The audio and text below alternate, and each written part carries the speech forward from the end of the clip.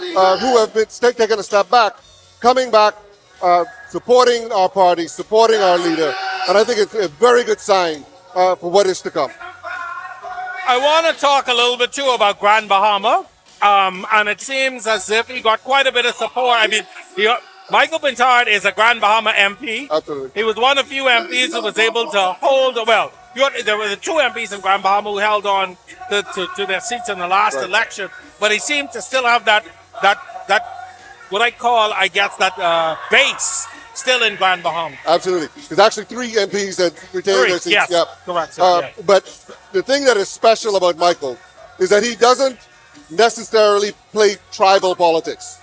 He, as an MP, looks at all of his constituents as his responsibility, and he does his best to represent all of them.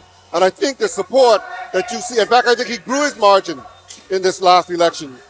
The support that you see is reflective of the fact that Grand Bahamians, Marco City in particular, respect and appreciate the representation and support that he gives across the board.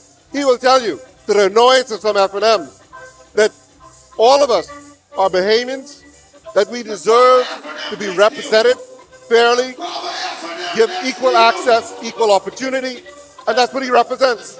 And so, like you say, he is one of those MPs that I think transcends political boundaries and is attractive to both sides. So this tribalism, it's something that has come up in a few conversations that I have had in other places while doing interviews about this, and the fact that new voters especially are tired of it. Yes. They want a different political scene, and this tribalism has polarized our country in so many ways. Yes, it is such a destructive thing. We have reached in the Bahamas now a stage where the electorate is actually very intelligent. They understand, they're exposed, and what they're looking for is not just fighting one another. They're looking for ideas. They want to know, what is it that you as a representative, you as a political party, bring into the table that is going to advance the Bahamas and give opportunity to every Bahamian to realize their dreams in this country. And unfortunately, we still have politicians that are trying to pull us back. Every time I hear this rhetoric about what happened in the early days and that. Those are done. I'm going to stop you now. So we're going to take it to the main stage where Mr. Lincoln Neal is the MC for the evening, for the first part of the evening, where we are about to have the call to order to officially begin tonight's convention. Now we take you into the convention hall for the start of tonight's convention.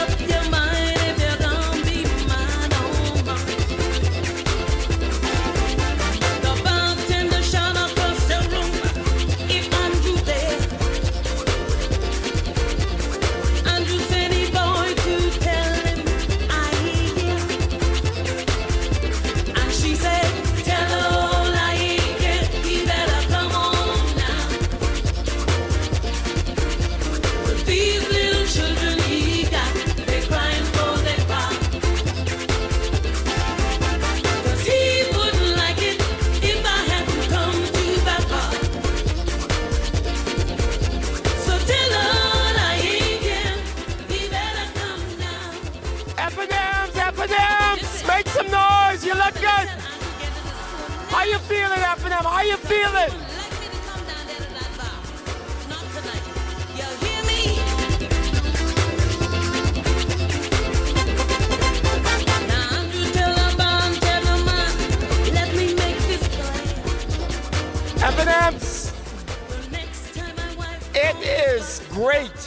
see all of you here that have traveled as far as Michael down to Grand Bahama.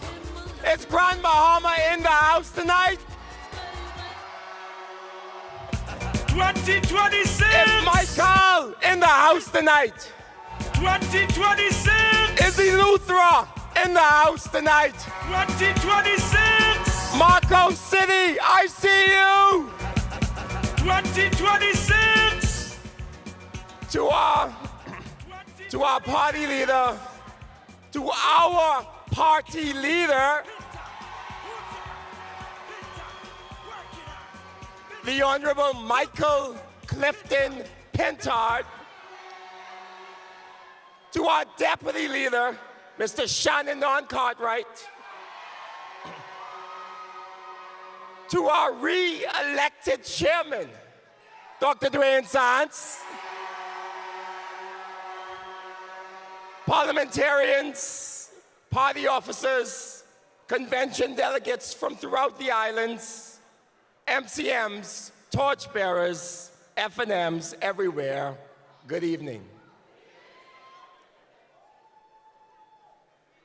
It is with gratitude and humility that I stand here today as your co-host. Now we have a great night ahead, FNMs, but in all things, we have to first give God all the glory and all the praise. And so we will have a prayer by Overseer Sharon Nairn, and then we will begin.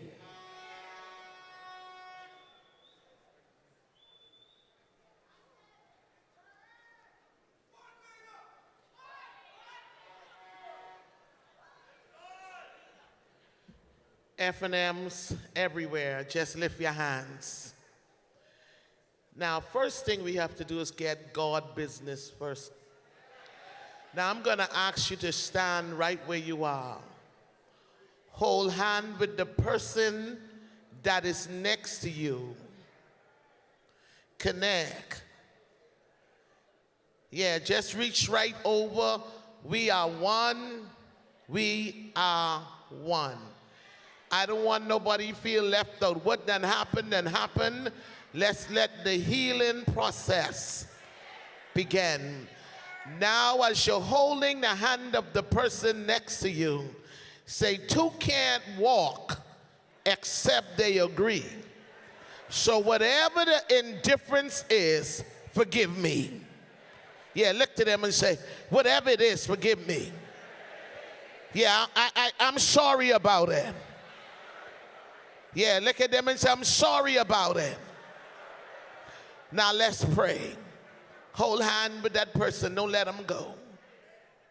Father, we thank you for this hour. We thank you for prayer. We thank you for this opportunity, oh God. We bless your wonderful name.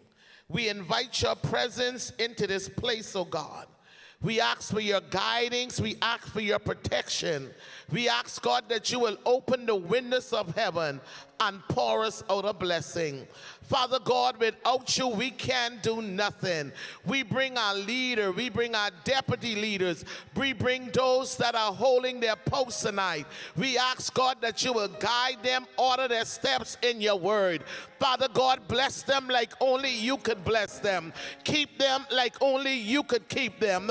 Guide them like only you could guide them. We put this convention in your hand, God, like the potter with the clay. Shape it, mold it, order our steps in the word. Father, we declare today that the windows of heaven is open. Somebody lift your hands for the heavens and say, the windows of heaven are open and the blessings are falling right now. Turn to your neighbor and say, neighbor, you are in the midst of a blessing. You are under an open heaven. Now we are about to say this and I'm about to move.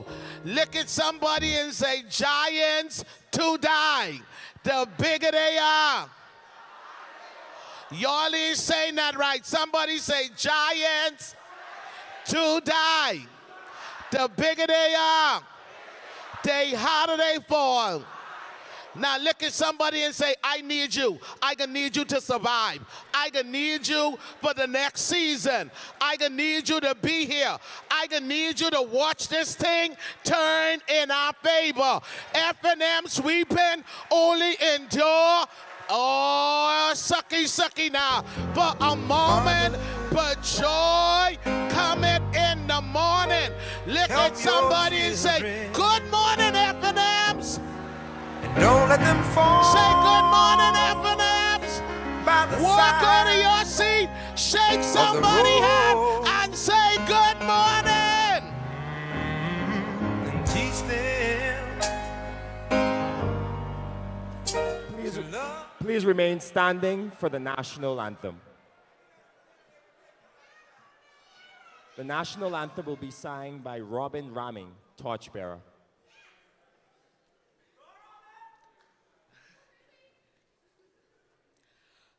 Lift up your head to the rising sun, Bahamaland.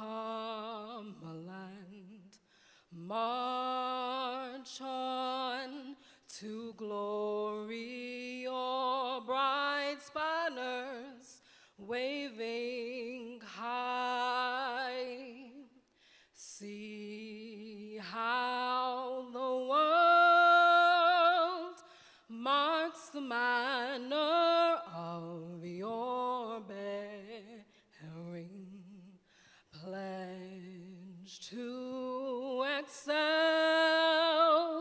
through love and unity, pressing onward, march together to a common loftier goal, steady sunward, though the weather hides the wide and treacherous shore.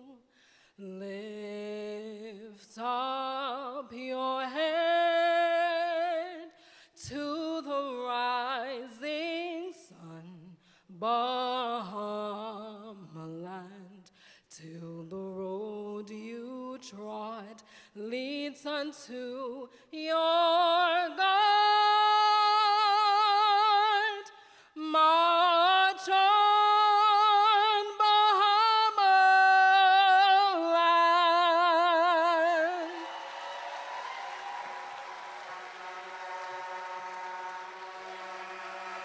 FNMs, make some noise! Let us now. 2026!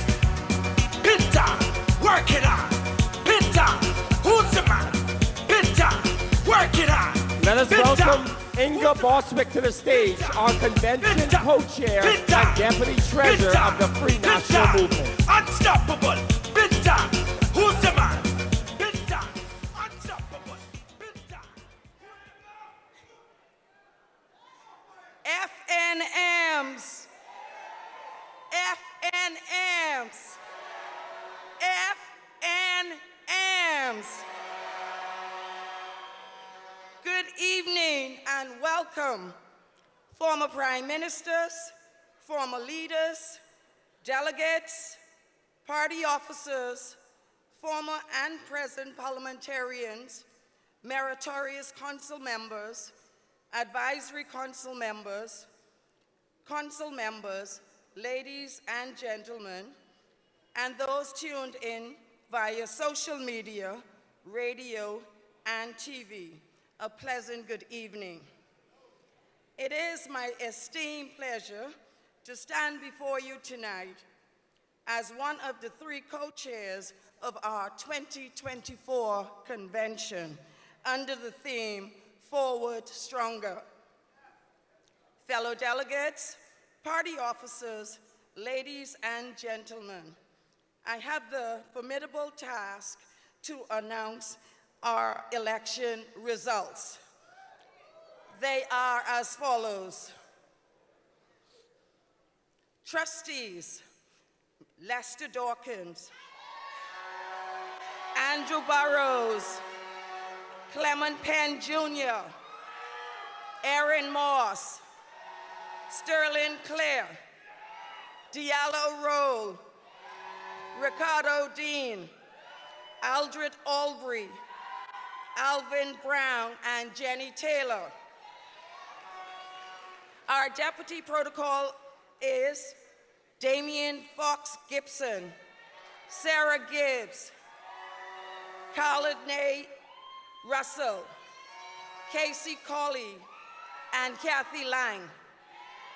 Our chief protocol returning is Miss Marisol Morley. Unstoppable together.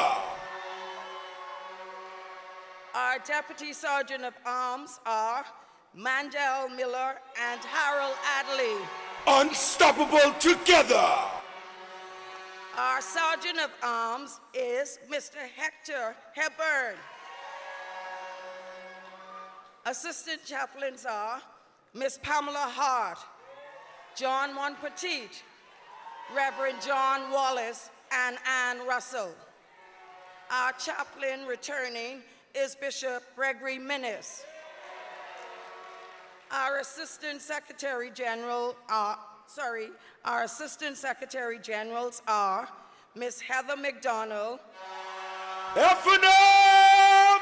Siobhan Riley, Celine Scott, Hannah Miller, and Natasha Russell. Our Deputy Secretary Generals are Miss Pakeisha Parker Edgecombe, FNM! and Miss Christy Campbell.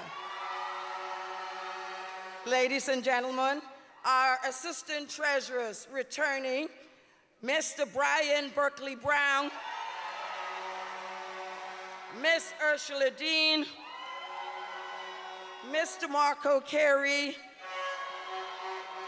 Carlisle Bethel, and the new one on the team is Mr. Nathan Higgins.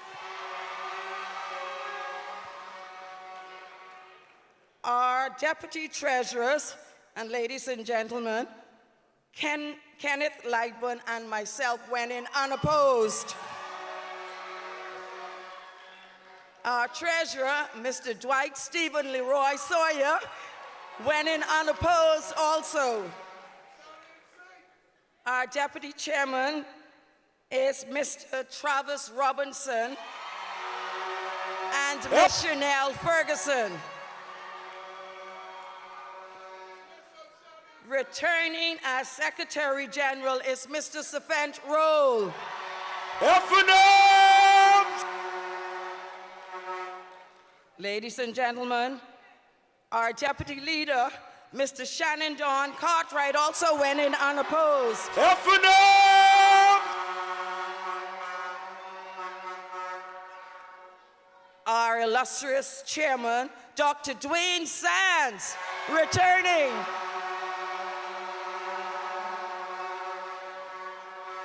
And ladies and gentlemen, returning as our party leader is Mr. Michael Clifton Pinter. FNM! 2026! Thank you all and have a great Hit evening. down, work it on. Hit down, who's the man? Hit down, work it on. Hit down, who's the man? Let us welcome to the stage Miss Marlene Minus, who will be presenting a spoken word speech for us.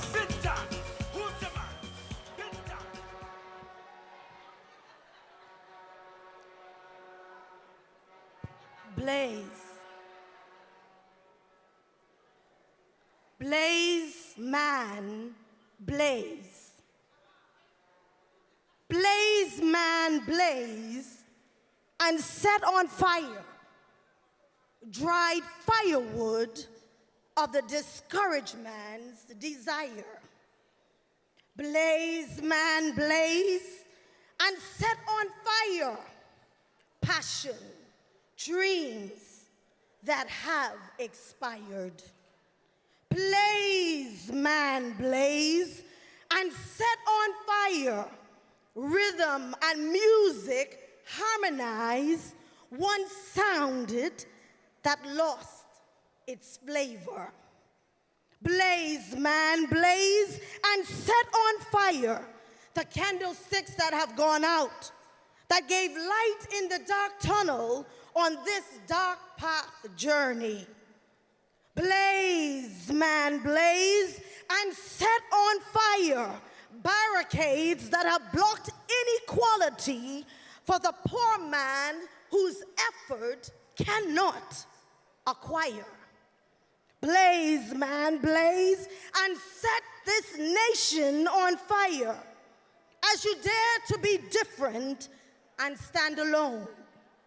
Blaze, man, blaze, and set on fire in the face of opposition whose desires are to see you expire. Blaze, man, blaze, and set on fire the social barriers of inequality that hinders the poor man's desire. Blaze, man, blaze, and set on fire the prejudice between the light skin and the dark. Blaze, man, blaze, and set on fire the system of lies, deceit, corruption, and misfortune. Blaze, man, blaze, and set on fire the silence that strengthens injustice, that has hushed the cries of the neglected. Blaze, man, blaze, and set on fire the holes in the hands of friends and political well-wishers that wish to put out your fire. Blaze, man, blaze, and set on fire the well-wishers of the spin doctors whose knives stab you in your back. Blaze, man, blaze, and set on fire the fair to be opposed and stand alone. Blaze, man, blaze, and set on fire the prayers of the unrighteous who pray for the rain to put out your fire. Blaze, man, blaze, and set on fire the heathens cry for rain, Lord, rain. Blaze, man, blaze, and set this nation on fire while the righteous pray, while Mother Laura Benson prays, while the kingmakers pray, while the FNM pray, while this nation prays, and God delivers. Blaze, man, blaze, as rain falls from heaven to fuel the blaze and give strength to the blaze, to blaze, man, blaze. Bahamas. Get ready, get ready. FNMs, let us welcome to the stage Mr. Xavier Knowles, the 23rd president of the Torchbearers Youth Association. Bahamas. Get ready, get ready.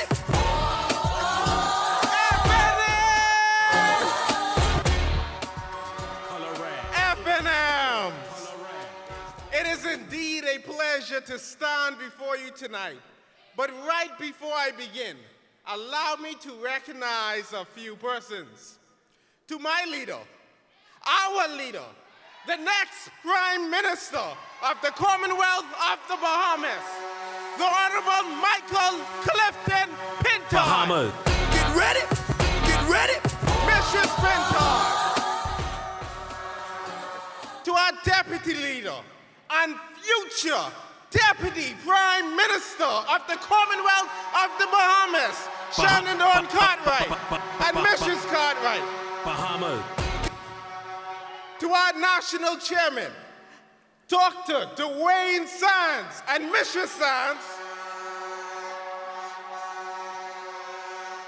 to our Secretary General, Sir Fentrol, our National Treasurer, MCM Dwight Sawyer, parliamentarians, former Prime Ministers, Right Honorable Hubert A. Ingram, former Prime Minister, the Most Honorable Hubert A. Minnis, former parliamentarians, senators, newly elected National Party officers, FNMs! the hard-working women of the Women Association and their executives, the hard-working executives and members of the Torchbearers Youth Association, FNMs! and most importantly, our MCMs, FNMs everywhere, and my beautiful wife, Adriana Knowles, who supports me as I walk this political journey. I am proud to lead the oldest and first political youth arm in the Bahamas. We were announced publicly at the historic Southern Recreation Grounds in September 1972. Our history is built on fighting against injustices, standing for what we believe in, and advocating for young people no matter their political affiliation. We are committed to reaching across the Bahamas and ensuring that young people are involved in the political process and know that the Free National Movement has their best interests at heart. FNMs. The Free National Movement has a history of empowering young people through our policies in government, our inclusiveness internally as an organization, and our track record of young persons having the opportunity to serve. Under the leadership of Michael Clifton Pintard,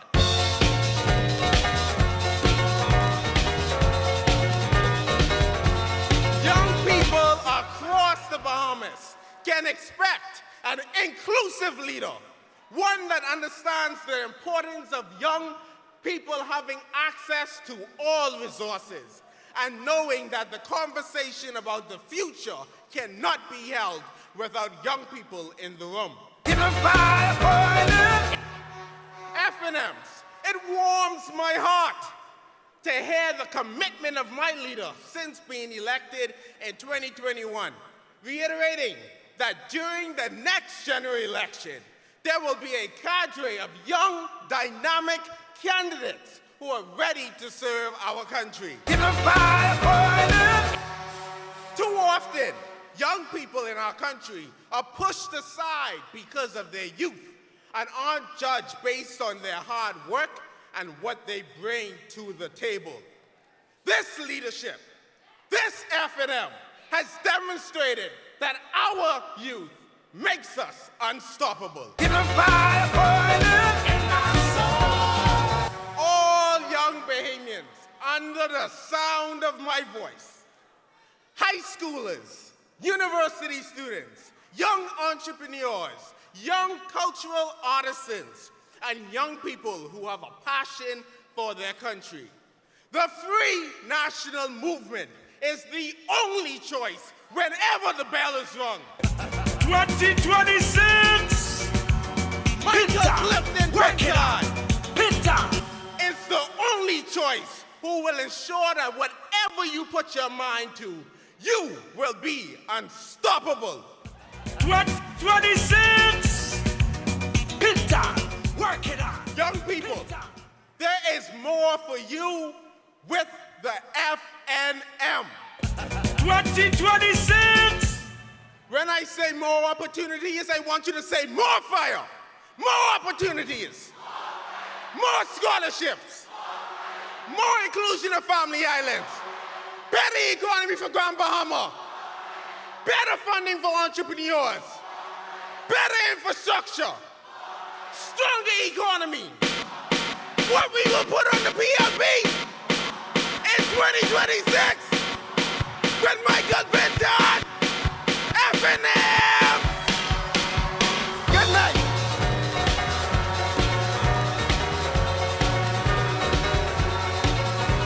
That was our TYA president, Mr. Xavier Knowles. FNMs! FNMs! Let us welcome to the stage. Let us welcome to the stage, FNMs, our newest elected Women's Association president, Mistress Laverne Bowe.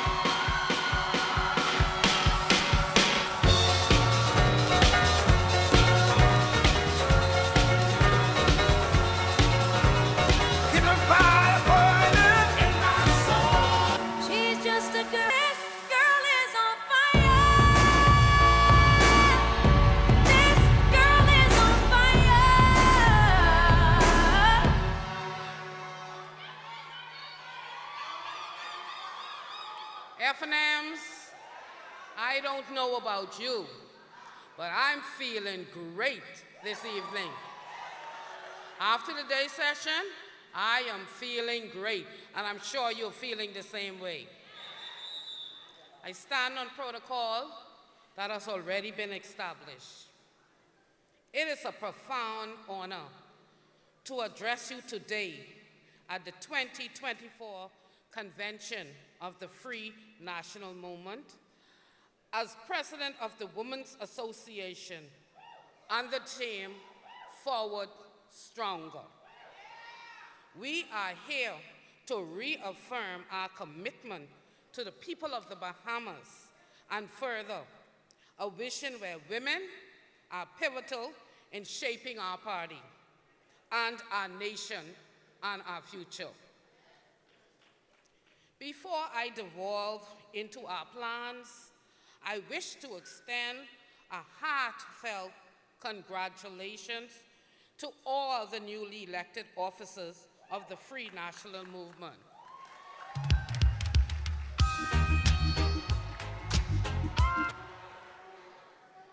Including our esteemed leader, Mr. Michael Pintard, our diligent chairman, Mr. Dwayne Sands, and our ever-committed Secretary General, Safend Roll.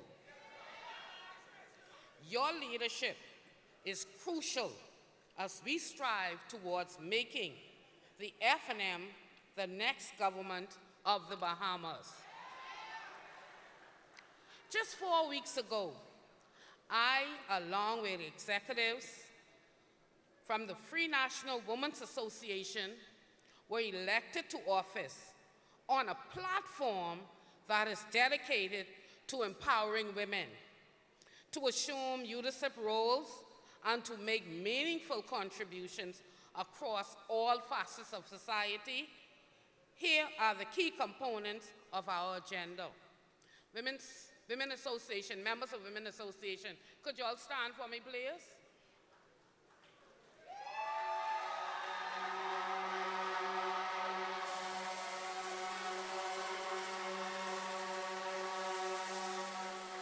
We are here in large numbers. We are here strong. We want to foster leadership development. We have committed to establishing mentorship programs that connect experienced women in our party with emerging leaders, providing guidance and support to navigate political challenges. We will also hold workshops and seminars focused on leadership skills, political strategy, and effective communication to empower women on a significant role within our party and beyond.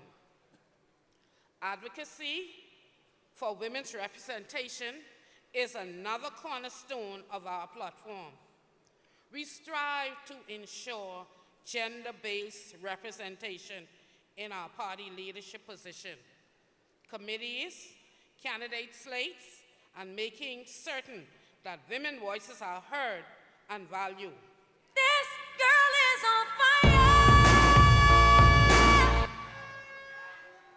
We are also dedicated to providing the necessary resources and support to encourage more women to run for political office.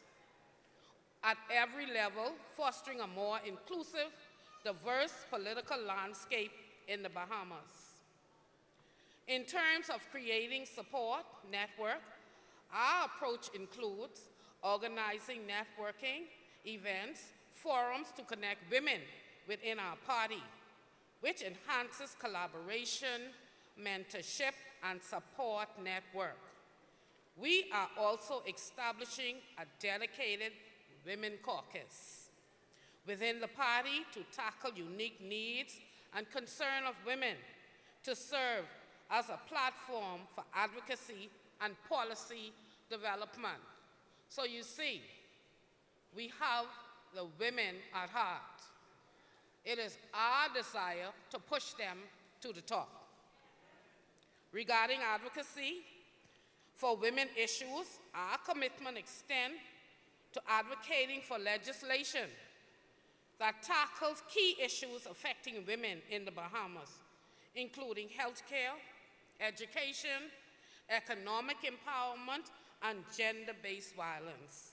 We also plan to engage with communities across the Bahamas to raise awareness about women's rights and mobilize support for policy that advance gender equality.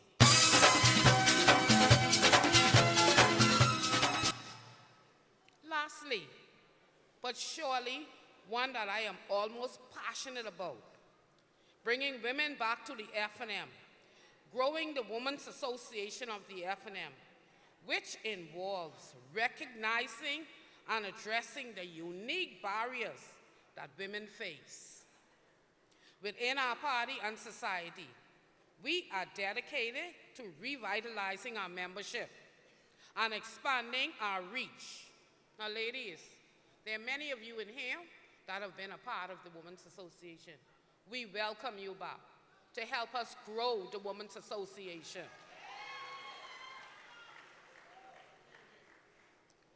Since our coming to office a few weeks ago, we have welcomed back 2 FNM ladies who once played integral roles in our association, such as Marsha Thompson and Francine Davis.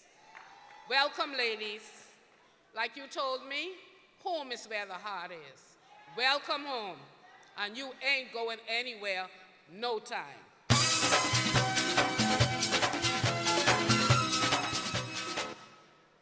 As we align with the visionary leadership of Michael C. Pintard, we are focused on ensuring the FNM become the governing body of the Bahamas in the upcoming general election. And Mr. Michael Pintard, our next Prime Minister. Today, I urge each of you to join this vital movement. We are stronger together. Let us advance this cause, break down barriers, enhance our advocacy, and ensure that every woman's voice is heard and valued.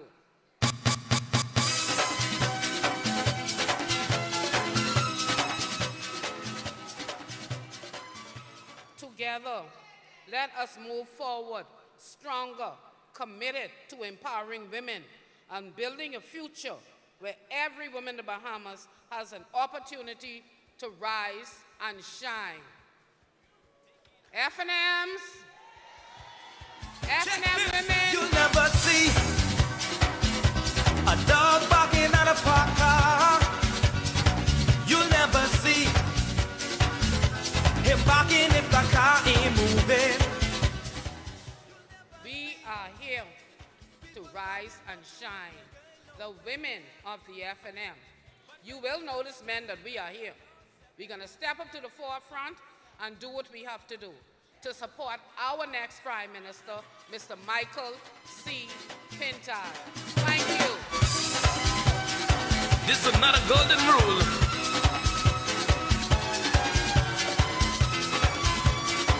Take it and don't be no fool. Check this, you'll never see a dog barking at a parked car. You'll never see FNMs, we have some entertainment for you. if the car Let's introduce Novi to the stage.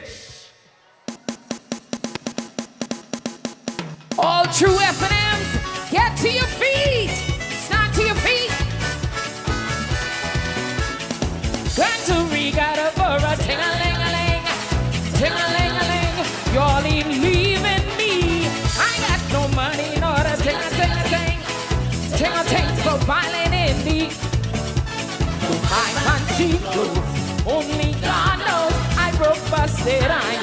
Now y'all know me ain't broken busted. Let me see you put your hand in the air. Come on. Thank you. I cried to the island on a plane or boat. I going to regatta drive sim afloat. Dressed up in my red, looking quite fine. Come on now. Everybody sing with me. Here we go. Profiling in the party. Cell phone on my hey, hey. You're looking good. Let me see you put your hand in the air. Hey. Ah. Profiling in the party. Cell phone on my side, but no minutes I got. Profiling. Now I want all the FNMs to sing tonight. Watch out. Watch out. 1, 2, 3, and that's who we got up for. Ting-a-ling-a-ling. Hey. Ting-a-ling-a-ling. Y'all ain't leaving me. I got no money, not a ting-a-ting-a-ting. Ting-a-ting for piling in the party. Don't mind fancy clothes, only God knows. We broke busted. Tell them not a day like it. If you ever hanging, let me hear you make some noise. He made it 2 days, I ain't changing no clothes. If you skull with me, you better hold your nose. Along with this record, scrape the funky out by. I can see water till I reach my yard. Profiling in the party. Get right to the club, and the evidence get on by. Hey! Look at my people. My people. Here we go. 1, 2, 3. That's who we got a photo. Ting-a-ling-a-ling. Ting-ting. Y'all ain't leaving me. I got no money, not a ting-a-ting-a-ting. Ting-ting. Profiling in the party. Don't mind fancy clothes, only God knows I broke busted. I got no money. Hey! Unstoppable together. Unstoppable. He made it 2 days, I ain't changed no clothes. If you stand with me on your nose, along with this record, scrape the FNM piano by. We can see, here we go. Profiling in the party. Cell phone on my side, but no minutes I can dial. Hey! If you're ready, let me hear you scream. Back to election for ting-a-ling-a-ling. One more time. Y'all ain't leaving me. I got no money, not a ting-ting. Profiling in the party. Don't mind fancy clothes, only God knows I broke busted. All FNMs say yeah, yeah. Hey! Unstoppable together. Unstoppable together. Ting-a-ling-a-ling. Ting-a-ling for piling in the party. Don't mind fancy clothes, only God knows. FNM! Woo! Hey! Ting-a-ling-a-ling. Ting-a-ling-a-ling.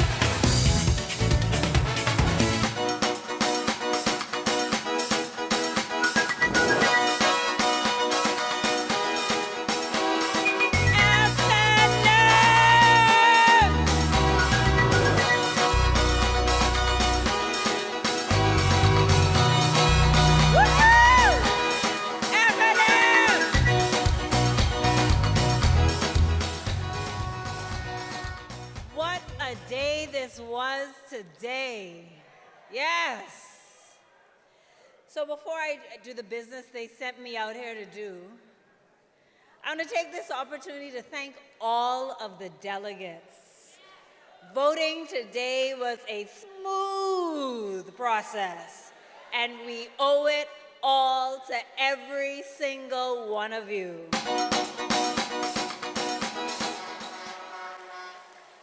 And I also want to say thank you for everybody who volunteered, who answered the call, who tallied the votes. Thank you. And know that I will be calling on you again. So in your seats, everybody should have what looks like a little bookmark with a QR code. And if you're like me and you're just learning to use these QR codes, we invite everybody to turn on your camera so you can scan the code and click the link. Because this FNM, your modern FNM, your environmentally friendly FNM, has a digital booklet for convention.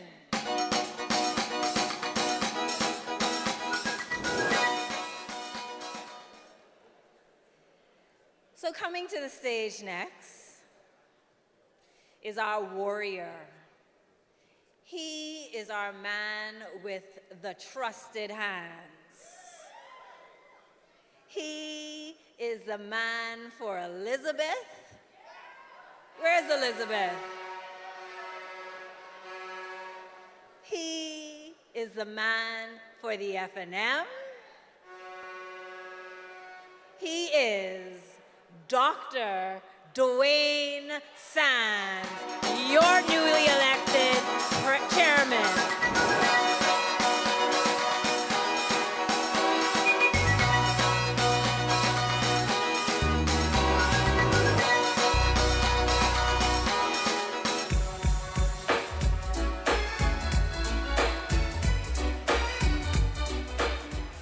Good evening, Session Chair, to our party leader and Mrs. Pintard. Protocol's already been established, but let me recognize our deputy leader and Mrs. Cartwright. Let me recognize my beautiful wife, Larika. FNMs! FNMs! FNMs! Let me begin by expressing my congratulations to those of you who were re-elected or elected to office at convention today. To those of you who were not victorious, thank you for your participation and for your unwavering dedication to our free national movement. I can assure you that a great victory is coming for the FNM in about 2.5 years, when the Bahamian people remove this terrible, terrible PLP government from office. Under the leadership of Prime Minister Michael Pintard. But until then, let us unite and be all together to prepare to rescue our country and to bring forth unstoppable change. My brothers and sisters, I am truly grateful that you have once again reposed your confidence in me as your chairman. I thank the Almighty God for the opportunity to serve our beloved party for this, the second consecutive term. But I want to thank my colleague, Ellsworth Johnson. Please stand. 2026! Peter, work it out! My brother, you fought an honorable campaign. And I look forward to working with you to secure an even bigger victory for the people of our country. We look forward to you continuing to play an important, pivotal role in our party as you have done over the last 2 years. FNMs! You know, I want you to know you all look very good. All I see out there is a sea of red. You look beautiful. You look good. You look so full of hope. 2026. You look ready for battle. It is so wonderful to be gathered as one with those who help to keep alive the torch of freedom and opportunity that our great party represents. You see, we share a noble history. We have shared values and principles, and we share a common mission to bring change to a country desperately in need of a new direction.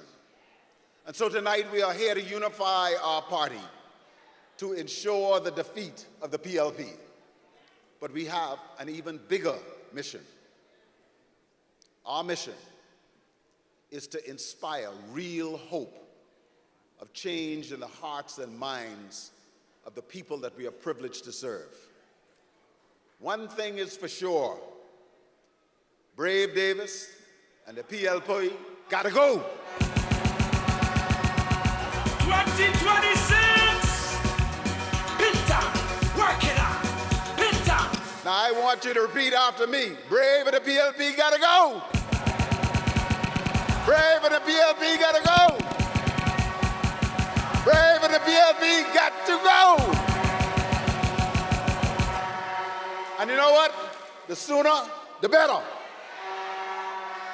Delegates, supporters, friends, internal party elections are often, maybe even always difficult.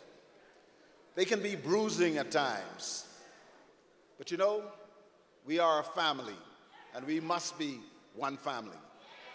Our founders chose as the eternal motto of the FNM, all together. So tonight we begin the work of restoring that unity. And I say to FNMs all over the country, including those who did not vote at the last election, it's time for you to come home. Come home. Hey, yo, 1, 2, 3, get up, we got victory. No weapon they throw at me. It is time for us to be all together.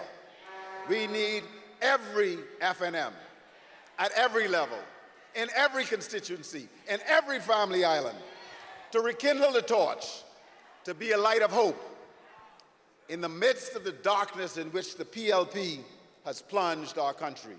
And I just mean the darkness because the light's going off because of BPL.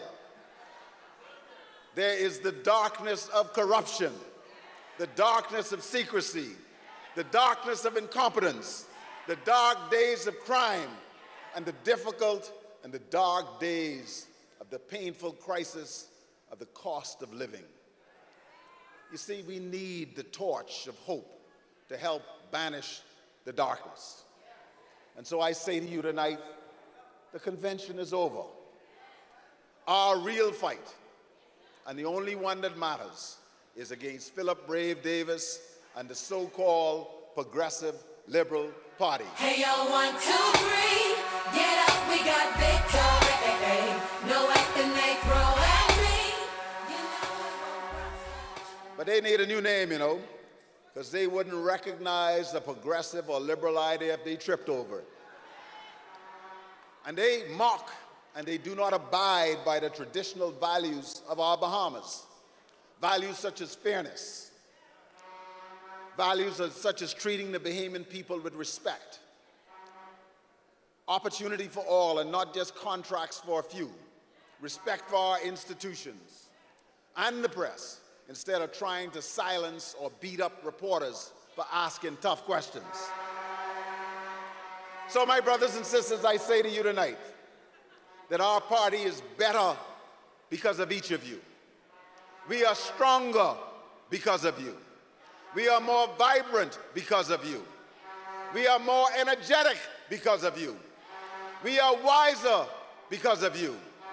And most importantly, we will win because of all of you and many others.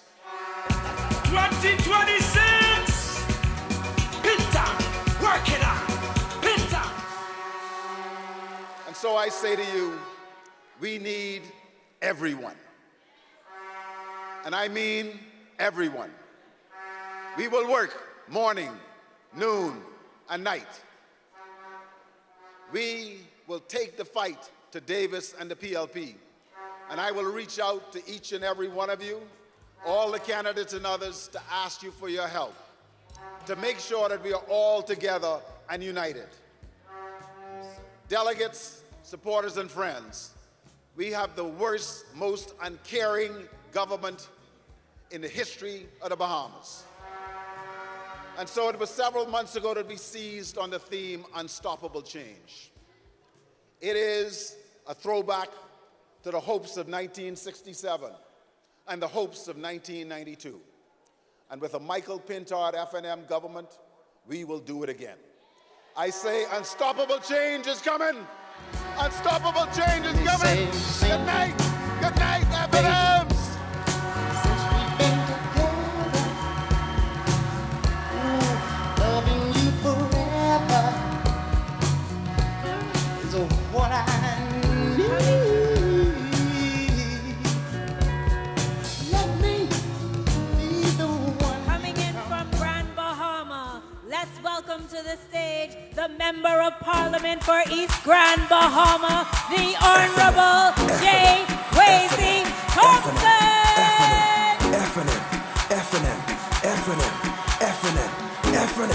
FNM.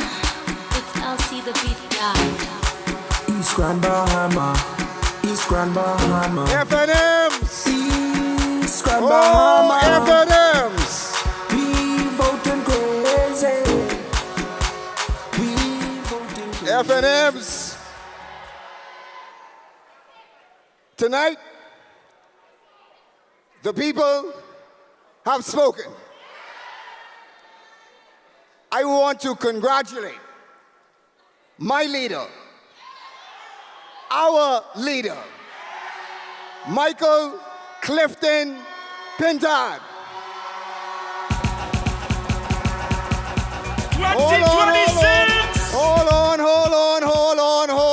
Hold on. Y'all are getting ahead of me.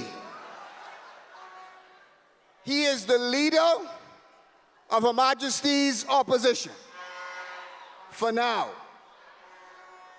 But God willing, he will be the next Prime Minister of the Commonwealth of the Bahamas. Who's the man? Pinta, work it out. Pinta, who's the man? Pinta. FNMs, do you believe that there is no political party better than the FNM when we are united and when we are together? Pinta. FNMs, do you believe that we are stronger when we are all on one accord, all moving in the same direction, and all focused on achieving the same goal? FNMs, do you believe that if we work together, if we focus on the people, not the power, we can and we will be the next government of the Commonwealth of the Bahamas? Pinta, who's the man? Pinta, work it out. Pinta, who's the man? Pinta. Now FNMs, we live tonight. The entire Bahamas is watching us tonight. Now let the Bahamas see what a united party looks like. And I want you to let the PLP see what a united FNM looks like tonight. FNMs, make some FNM noise in this building tonight. 2026. Pinta, work it out. Pinta. FNMs. Tonight, every leader of the FNM, from Whitfield, Isaacs, Ingram, Turnpress, Minnis, and now Pintard, they all were different people. But they all believed in the principles of the FNM. They all fought and sacrificed for our party and for our country. So I ask every FNM, every real FNM, whether you wore a Minnis shirt or whether you wore a Pintard shirt, are we not fighting for the same thing? FNMs, remember that politics is not about power. It is and will always be about service. Bahamians across this country have real challenges. They have serious problems and real problems. We must serve them in and out of government. But I know this ain't easy. But this fight is not about us. We fight for a better country. My brothers and sisters, the Bahamas is worth fighting for. And the Bahamas needs an FNM party that is united. They need an FNM party that is strong, and they need an FNM party that is together. FNMs, I believe everybody in this room and across the country will agree with me. The PLP is not good for the Bahamas. They do not want to be accountable to you. A few weeks ago, you remember this, they refused to answer the people's questions about the people's money in the people's house. The PLP is not good for the Bahamas. The PLP breaks promises about how much money they spend. They promised that this budget coming, we would finally have a surplus. What that means is, after you take away your expenses from the amount of money that you got, you would have $200 million in the bank. But without explanation, they presented this budget with a $69 million deficit, which means it was $69 million in the hole. They didn't even have the courage to tell the public why they changed it. How many of you are struggling with the high cost of living? How many of you are struggling with high grocery bills? How many of you are struggling with high gas prices? And the PLP have the nerve to present a budget with no help, no relief, and nothing to support Bahamian families. And while they taking unauthorized trips to Bermuda, remember that? Lying about the increase in travel, remember that? The Bahamas needs the FNM. They presented a budget that does nothing to help struggling businesses. No ease of doing business relief.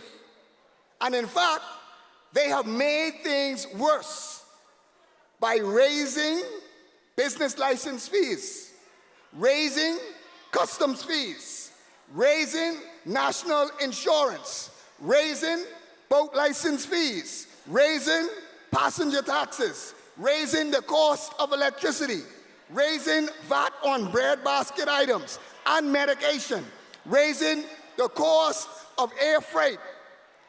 This is what I call self-inflicted inflation. The PLP are selling dreams. No. They selling nightmares in Grand Bahama.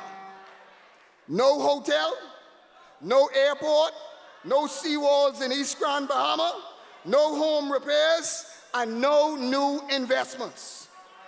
And now they talking about buying the international bazaar. Tell them, child, please. You can't sell the hotel. You can't start the airport. And now you want to spend our $30 million to buy the bazaar with no plan? Tell them not a day like it. But here is the dangerous part of all of this. The government admitted that they used public taxpayer funds to, in their words, and I quote, to urge the minister's constituents in West Grand Bahama to support the government's candidate to fill the seat. They really believe, and I want you all to get this, they really believe that the public purse is their own money. The Bahamas needs the FNM. The Bahamas needs the FNM plan for helping struggle families and businesses. The Bahamas needs the FNM plan for helping young people, women, and small businesses. The Bahamas needs the FNM plan on Family Island development and Family Island banking. FNMs. We need every FNM. It doesn't matter what island or what constituency you are from. We need you. It doesn't matter whether you won today, whether you lost today. It doesn't matter whether you have a title or whether you don't have a title. We need you.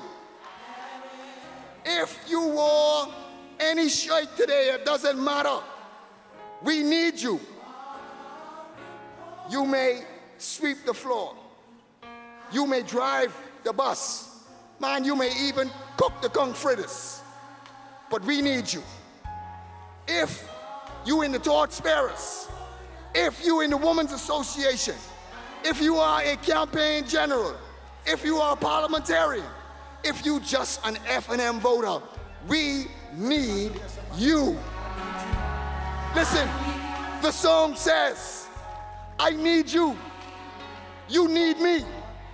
We all are part of this family. Stand with me. Agree with me. You are important. I need you to survive. We need you to survive. We need you to survive. FNMs, as I take my seat, I want to say to our leader, Michael Pintard, you are not alone, my brother. You are not alone. We all stand with you. We all stand with you as you lead us. We will fight with you. We will fight for you. We will fight for the Bahamian people as you lead this country. FNMs, make some noise in this place today. FNMs.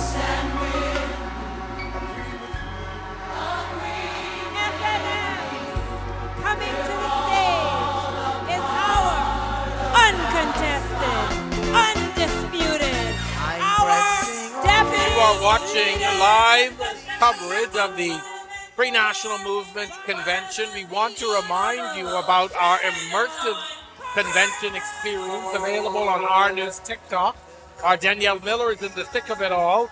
So if you want to see what's happening outside of the convention and on the periphery, be sure and head over to our TikTok page. And while you do that, we're happy to continue our discussion with our guest tonight. He's the former party leader and former Deputy Prime Minister, Peter Turnquest. But Peter, we can't even speak now. We have to go back to the stage very quickly. Party's Deputy Leader, Shannon Nunn Cartwright, has just taken the stage. Party Leader and the next Prime Minister of the Commonwealth of the Bahamas, the Honorable Michael Pintard and Mrs. Pintard. To Dr. Dwayne Sands and Mrs. Sands. To our Secretary General, Safin Roll. All other newly elected members of officers. To former leaders, the Honorable Tommy Turnquest. The Honorable Hubert Alexander Ingram, former Prime Minister. To the Most Honorable Dr. Hubert Minnis, former leader and former Prime Minister. To meritorious council members, President of the Women's Association and the Women of the Women's Association. To the President of the Torchbearers and the great young people of this party in the Torchbearers, FNM supporters, FNMs, good evening. First, let me give Almighty God thanks for allowing me to be here on this historic occasion for the Free National Movement and the Commonwealth of the Bahamas. I wish to also acknowledge the presence of my wife, Nia.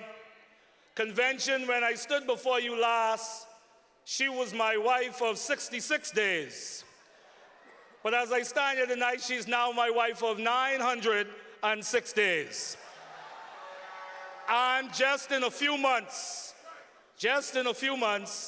we will be expecting our bundle of joy. Color red is active. Color red. So I want you to know, FNMs, in 2044, the FNM will have another vote. Color red is active. But fellow delegates, it is with an unshakable faith in Almighty God and what He has purposed for my life, a deep sense of duty to party, duty to country, and to the people of the Commonwealth of the Bahamas, that I stand here proud as the Deputy Leader of the Free National Movement. Honored to have the privilege of addressing this convention yet again. I join with our leader, the next Prime Minister of the Commonwealth of the Bahamas, Michael Clifton Pintard, as we bring unstoppable change to our nation. I come to you tonight. I come to you tonight. I say we're Michael Pintard. Oh, we're unstoppable together. Say we're unstoppable. We're Michael Pintard. I come to you.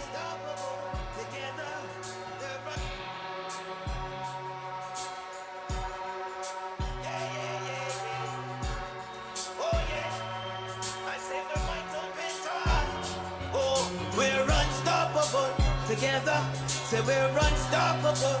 With Michael Pintard, we're unstoppable. Together, we're unstoppable. With Pintard, we're unstoppable. Together, say we're unstoppable. Together, say we're unstoppable. Say with Michael Pintard, we're unstoppable. Yeah, yeah. I say freedom for the nation. Michael Pintard, a leader for all occasions. A man with a heart for the community, visions of unity to bring together you and me. Pintard, you got the people's back, so it's only right for us to stand right behind you. Oh Lord, we prayed and prayed for deliverance and change, and I'm sure the Almighty sent you. With you I feel unstoppable, and we're unstoppable. Together, we're yeah. Oh yeah, I say we're Michael Pintard. Oh, we're unstoppable. Together, say we're unstoppable. With Michael Pintard, we're unstoppable. Together, we're unstoppable. With Pintard, we're unstoppable.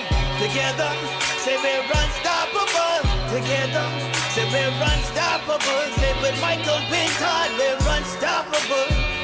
Yeah, yeah. I say freedom for the nation. Michael Pintard, a leader for all occasions. A man with a heart for the community. Visions of unity to bring together you and me. Pintard, you got the people's back, so it's only right for us to stand right behind you. Oh Lord, we prayed and prayed for deliverance and change, and I'm sure the Almighty sent you.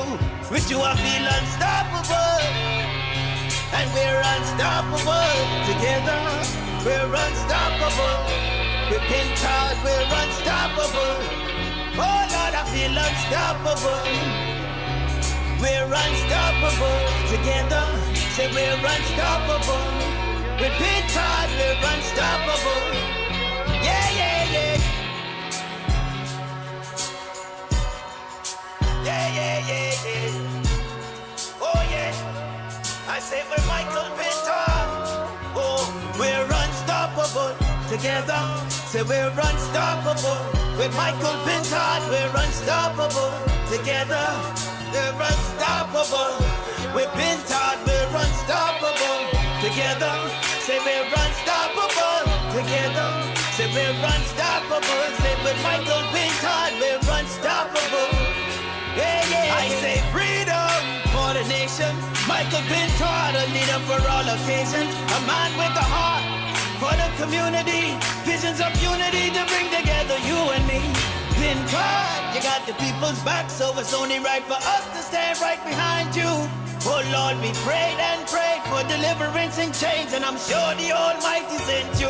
With you I feel unstoppable, and we're unstoppable. Together, we're unstoppable.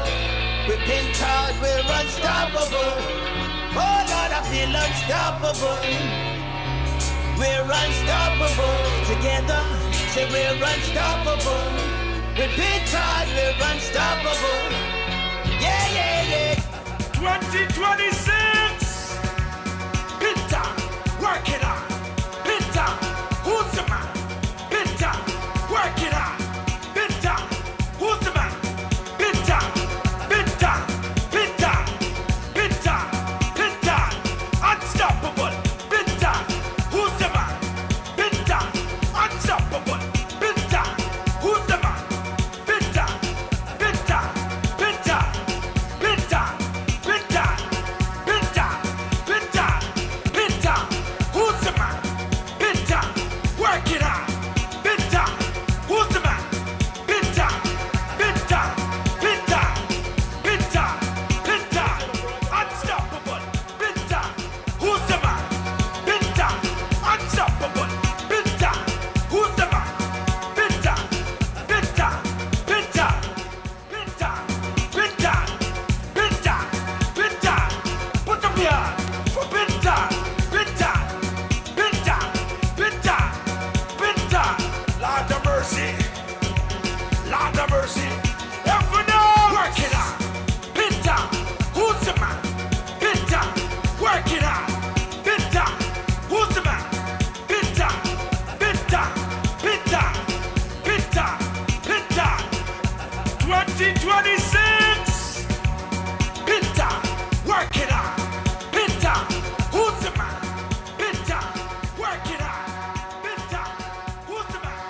Pintard, Pintard, Pintard, Pintard, Pintard, unstoppable. Pintard, who's the man?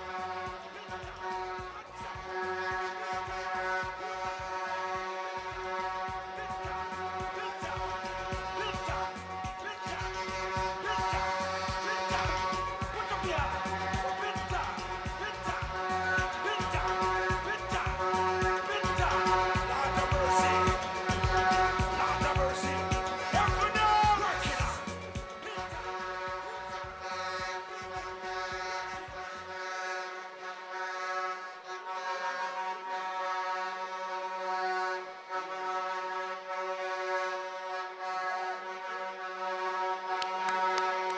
2026, we voted Pinta!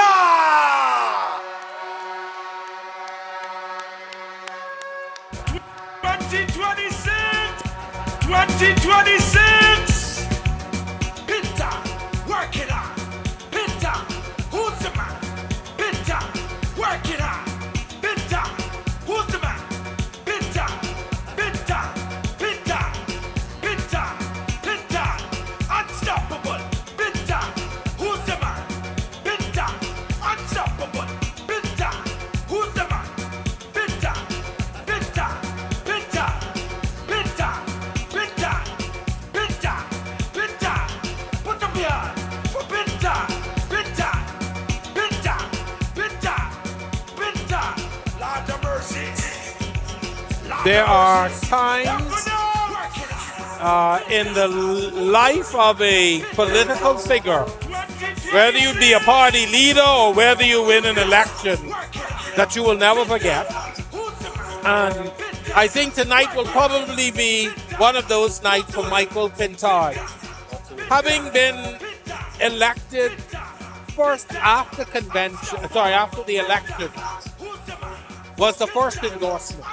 But to stave off a major battle by a former prime minister and a former leader, and to come into this tonight, this is the pivotal moment for him. Absolutely, absolutely. His beautiful family with him. This is an unbelievable, undescribable atmosphere here. And I'm sure he is overwhelmed with emotion and pride and all of that as he enters this hall today to a tremendous reception. The convention loves him. These people are demonstrating excitement about what he brings to this party. And it's just fantastic to watch. Not only has he been able to capture the leadership, he must now shoulder the hopes and the aspirations of his party. Yes. That is a tremendous responsibility for him. And looking at him just now walking in, I thought to myself, I wonder what must be going through his mind at this very moment. But we are going to allow him to speak to this moment right now. Right. Here now is the newly elected leader of the Free National be Movement, seated. Mr. Michael Pintard.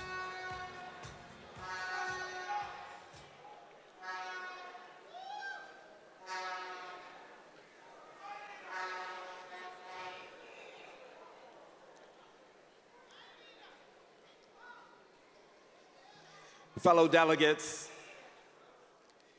in 2021, following our painful loss, you provided me with the honor of a lifetime by electing me as leader of this incredible organization, the Free National Movement. Once again, as I did then, I wish to extend my gratitude to every delegate that participated in this process, and to let you know how humbled I am to have been given so rare of an opportunity to lead what I and you believe is the best vehicle for the transformation of the lives of Bahamian people. And whether or not you voted for me in this convention is irrelevant. We value every single one of you. When we said on the campaign trail that our goal was to be collaborative and inclusive, we meant it. In this organization, we have a rich tradition where we contest positions on the basis of ideas or the view that we offer different styles to accomplish a singular goal, and that is to be the government of the Commonwealth of the Bahamas. And so no matter who you voted for during this election cycle, we wish to make it absolutely clear. I wish to make it absolutely clear that we need you. we are stronger with you. We are weaker, and there is less of a chance of us being the organization that we need to be to wrestle power away from those that abuse it on a regular basis.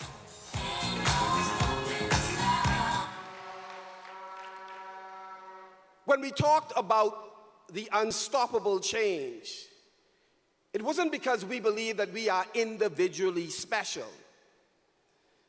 We believe that given God grace and us working together, few things we cannot accomplish. And so tonight, we are here, persons who supported Secessor and Kendall Isaacs and Henry Boswick and Tommy Turnquest and Hubert Ingram and Hubert Minnis and Sidney Colley and everyone who has led in or out of the House of Assembly. We are here because we understand the power of togetherness. Hold the music, hold the music. We understand the power of togetherness. And so I say to all of you that we will work seamlessly with all of you to make us stronger and this organization better. Let me say tonight to Dr. Hubert Minnis that this organization has benefited from your leadership. When you sat in the cabinet of Hubert Alexander Ingram and you distinguished yourself by bringing technology to local constituency canvassing. When you played a pivotal role in introducing the catastrophic health insurance. And in opposition, and God knows opposition hard, that you weathered the storm. And together, in the beginning with a group of no-name, face-recognized FNMs, we stood in solidarity and brought the system back on board, brought the establishment back on board to support Dr. Minnis. And you made your contribution in opposition that propelled you to become Prime Minister of the Commonwealth of the Bahamas. For the fourth time, the Free National Movement led this country. And so it's clear to us that there were any number of accomplishments that you've achieved that are noteworthy. And with your permission, in the fullness of time, this organization wishes to pay tribute to you for your contribution.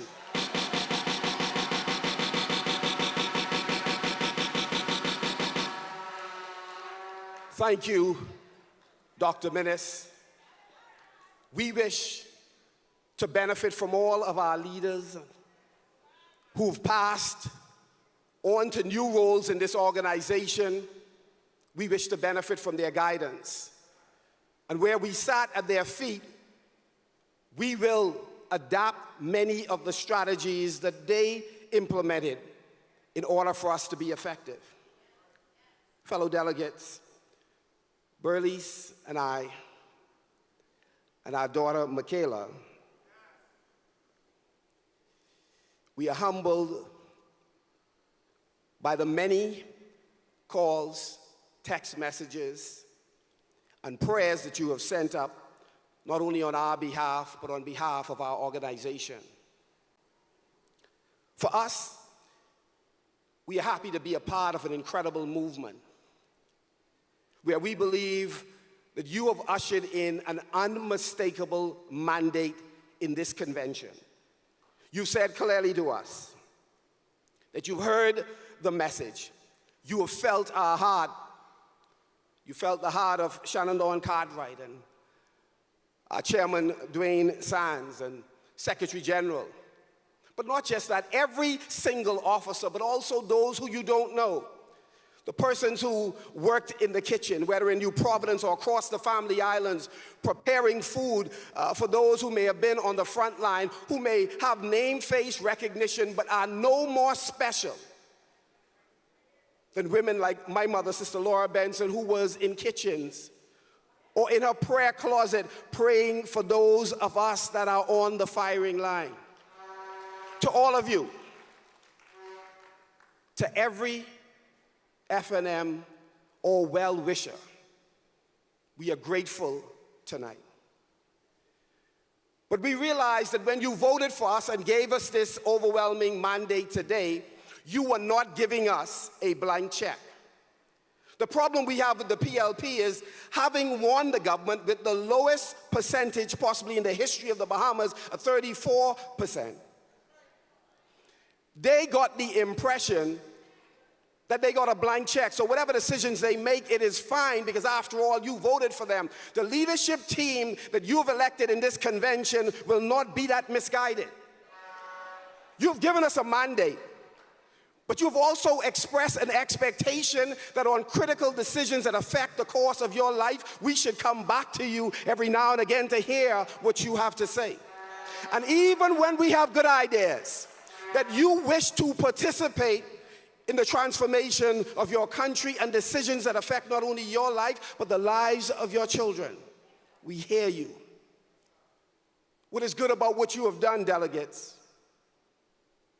If you've put in place a team that clearly understand that each job you have given us is a temporary job. And so we will work with that in mind. In fact, we understand clearly who we work for. We work for you. So you have a right to pull our coattail, to stop us in food stores or restaurants, or even while we're out jogging, because there are issues that you hoisted us on your shoulder to take us to the Parliament, to take us to the Senate, to put us on boards so that we act in your interests. We work for you. But I want to say to every independent voter that is listening tonight, we work for you also. Historically, you voted with the Free National Movement. We want you back. No, we need you back. We want to say to PLPs who are listening, and I know they listening.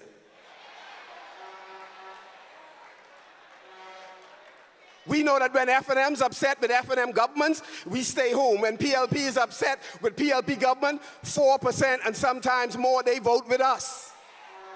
Our problem is not with PLPs. You are brothers and sisters. But you have the same problem we have, and that is Davis Cooper leadership. You know we can be better to you than they would. Because whatever constituency you're in, I guarantee you this, that it's the same usual suspects who are getting all the contracts. And for many of them, their stomach have no bottom. And so the prosperity that they're talking about, it has not trickled down to you. And for all the wealth the leaders have, there are supporters who are still trying to pay that Davis Sayers light bill. There are supporters who are trying to decide if they're going to pay rent or buy food.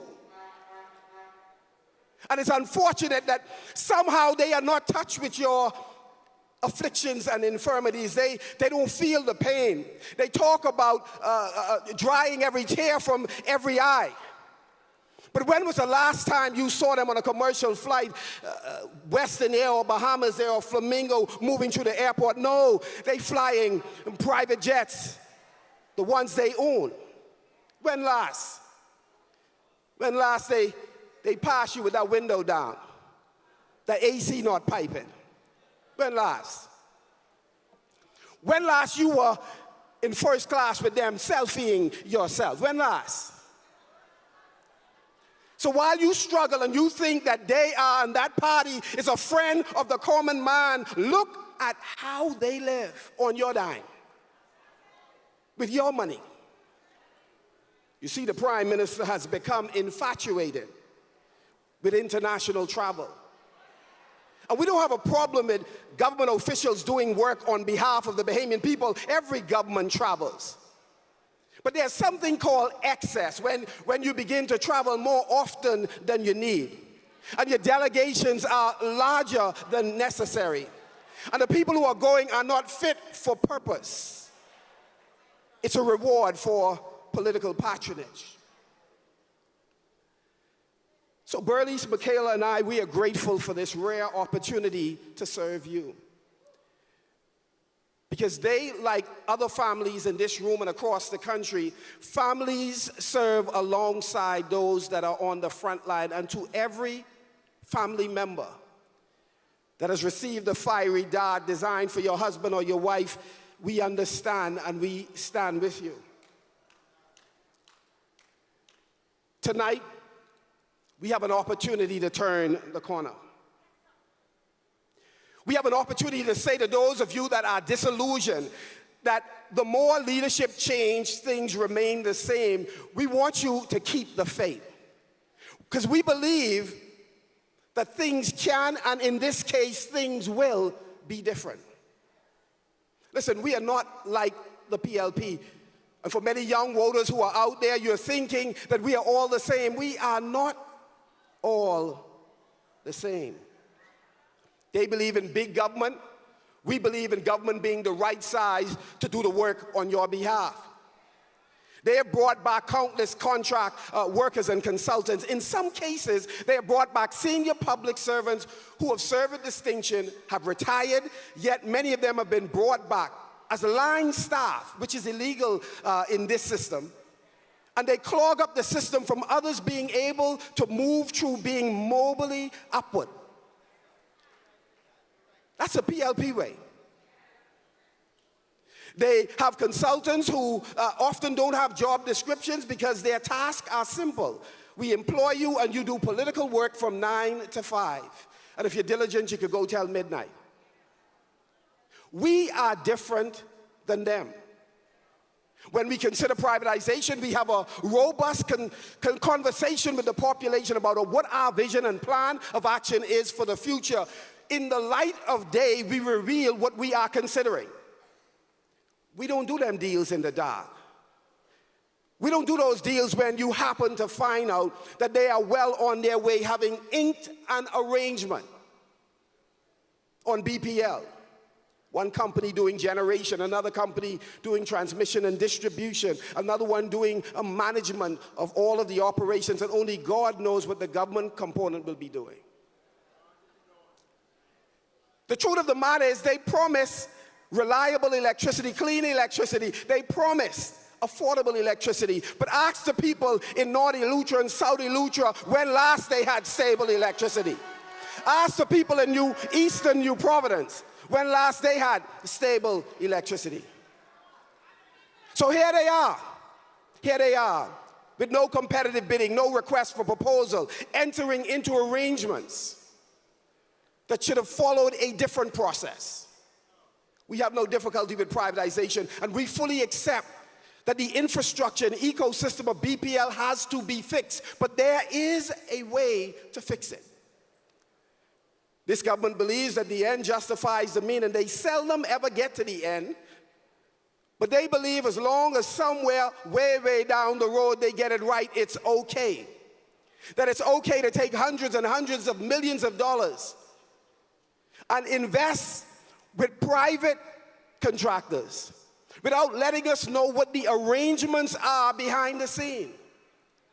In many cases, they could go to a multilateral corporation and they can get 3 or 4%, sometimes higher, an interest rate for them repaying monies made available to do pivotal projects.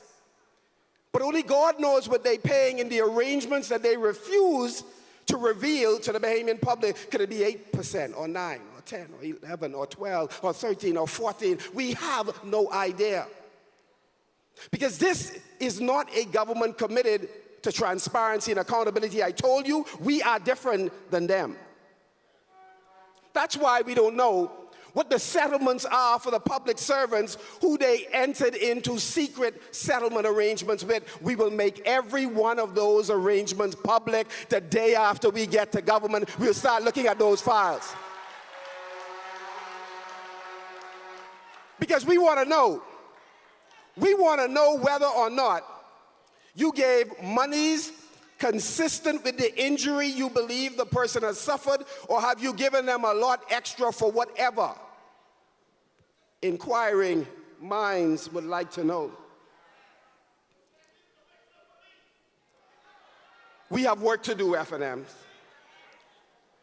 My mother, Sister Laura Benson, who is sitting home watching, I want to say to my mother how much we love you and appreciate you, as we love and appreciate so many of our meritorious council members who are here tonight, some who are unable to come. We want to let all of you know that when we stand on your shoulders. And the decisions we make that make sense is a result of the guidance you have given, the example that you have set. I know I believe in God because I saw my mother living consistently through the highs and the lows, the difficult situations in her life, and the way she handled it with grace, yet loving us, including me, a bad child. I know there had to be a God.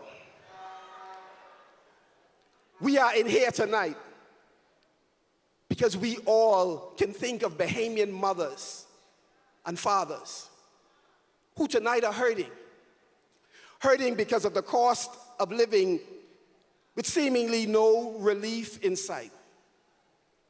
How many of you have relatives that have been removed of just the food voucher program? Senior citizens being removed of a program supposedly to be reclassified and returned. Meanwhile, months pass. And they're hurting. They're PLPs and FNMs and persons who support no political party, but who made a contribution to the country and expect that in the twilight of their years, we would care enough to provide some resources for them.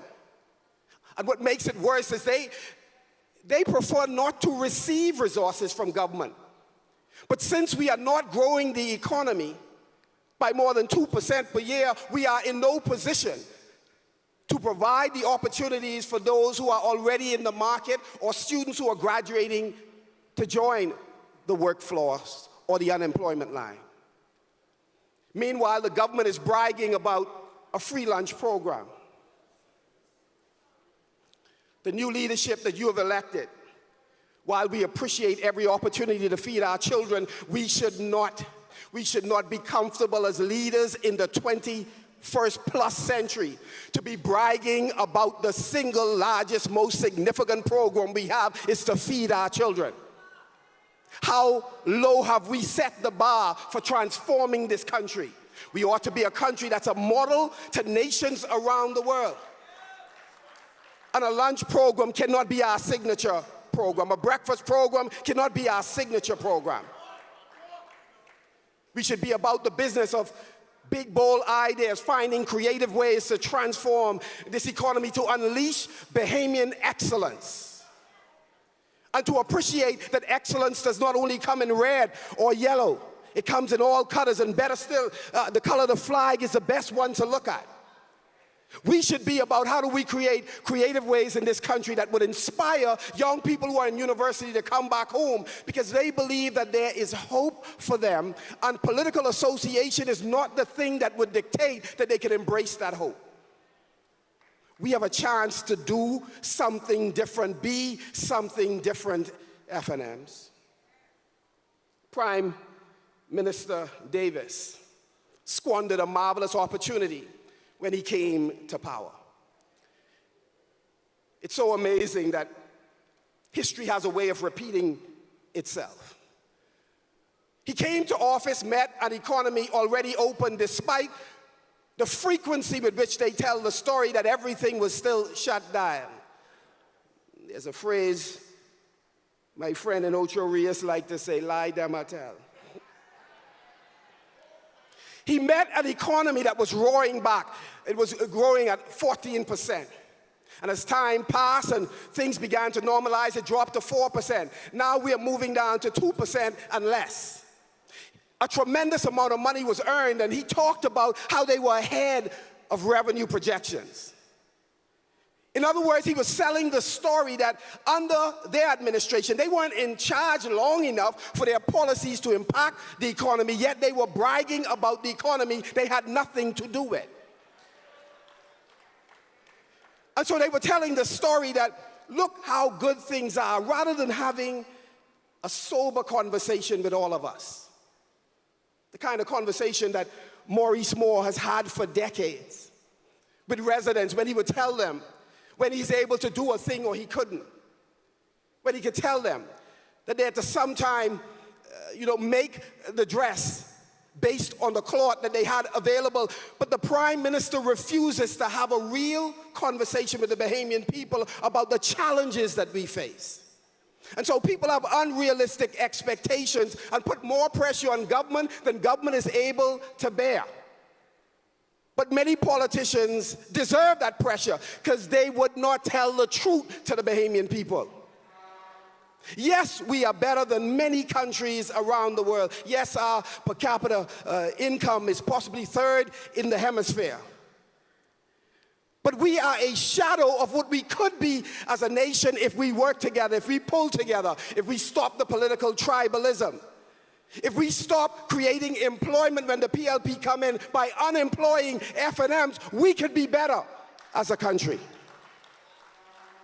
And so FNMs, we have an opportunity to send a message to the Prime Minister who has missed a number of wonderful opportunities. With all the money being earned, the Prime Minister would not tighten their belt. Somebody would put it this way: the reason when they do secret deals and they make bad decisions and we catch them with their pants down is because they wouldn't tighten their belt. They need to slow their roll with the spending. There isn't a function where they don't have a reception in the beginning, a cocktail party at the end, and somewhere in the middle they find an additional way to spend money they don't have. And while they tell you they have a tremendous amount of revenue, this is the same government that cannot pay small contractors who were involved in the home repair program. The same government. The same government when they went to West Grand Bahama and Bimini, they only paid the contractors in time to get them to work on houses to catch up with the repairs we were already doing. The same government that has problems putting medication in our clinics throughout the Commonwealth of the Bahamas. The same government that has a problem buying, whether it's in conjunction with the community or alone, ambulances that are needed to save lives, and refuse for months and months and months to accept even the ambulance the Member of Parliament for Long Island made available to them. This is the kind of government we're dealing with. They are willing to spend money they don't have on things they don't need to please people they do love, which is themselves. We're different than them.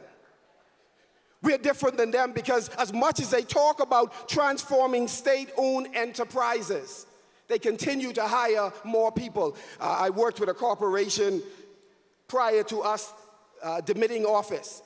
Even then, the staff was too large. And we were working to give them proper job descriptions to make sure that they could address the issues needed for food security, to reduce the $1 billion that we were paying on food, manufactured as well as fresh food. This government came to power. They've added probably 60 to 80 persons in a corporation. They can't even figure out where everybody should work and on what they should be working. Would it not be better to create opportunities for that 60 to 80 persons? To give them seed capital or take an equity position in their business so that they could not only get government contracts but private contracts? Wouldn't it be better than transforming every government corporation into an entity where 90% of the funds going into the corporation is spent on salaries and personal emoluments? We have to have a real conversation with the population that we are doing a disservice to ourselves when we permit clueless government officials to rob these corporations of the ability to service the public because they have no resources to do so. For all the ideas they had in opposition, They are in the chair and they are scrambling to make things happen. The truth of the matter is the Prime Minister has given up on the Ministry of Finance. He surrendered it to the Financial Secretary.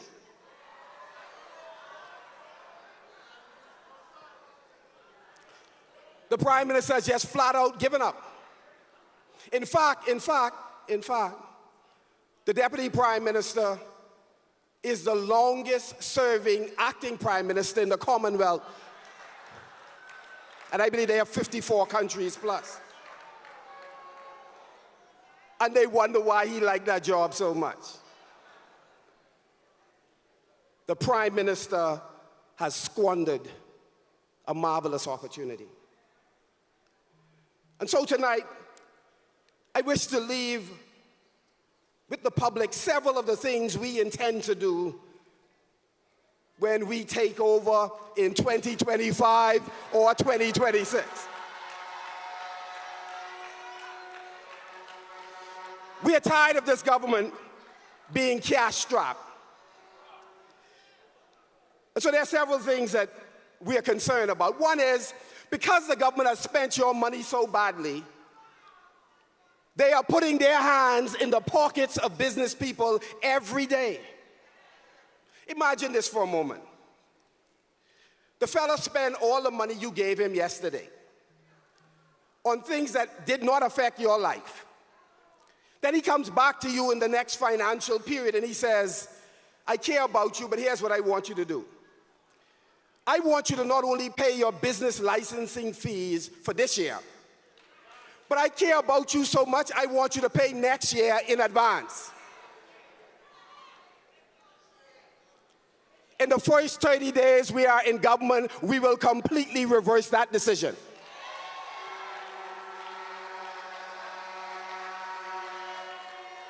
In the first 30 days in government, we will stop making small businesses and persons who are renting apartments compliance officers.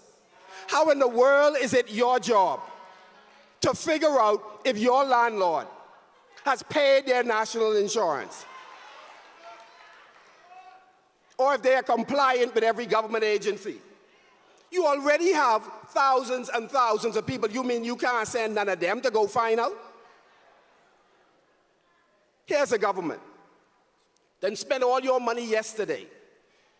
And because you're in the insurance sector, they believe you're making money. They now come to tell you, you know, the investments that you're making, we fully expect that you will invest in government securities. How do you get to tell me where and how I invest my dollars? And if memory serves me right, the last time I invested with you, I didn't get a return on my dollar.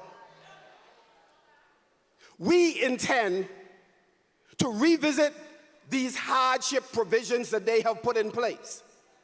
They are an albatross around micro, small, medium, and large businesses in the Commonwealth of the Bahamas.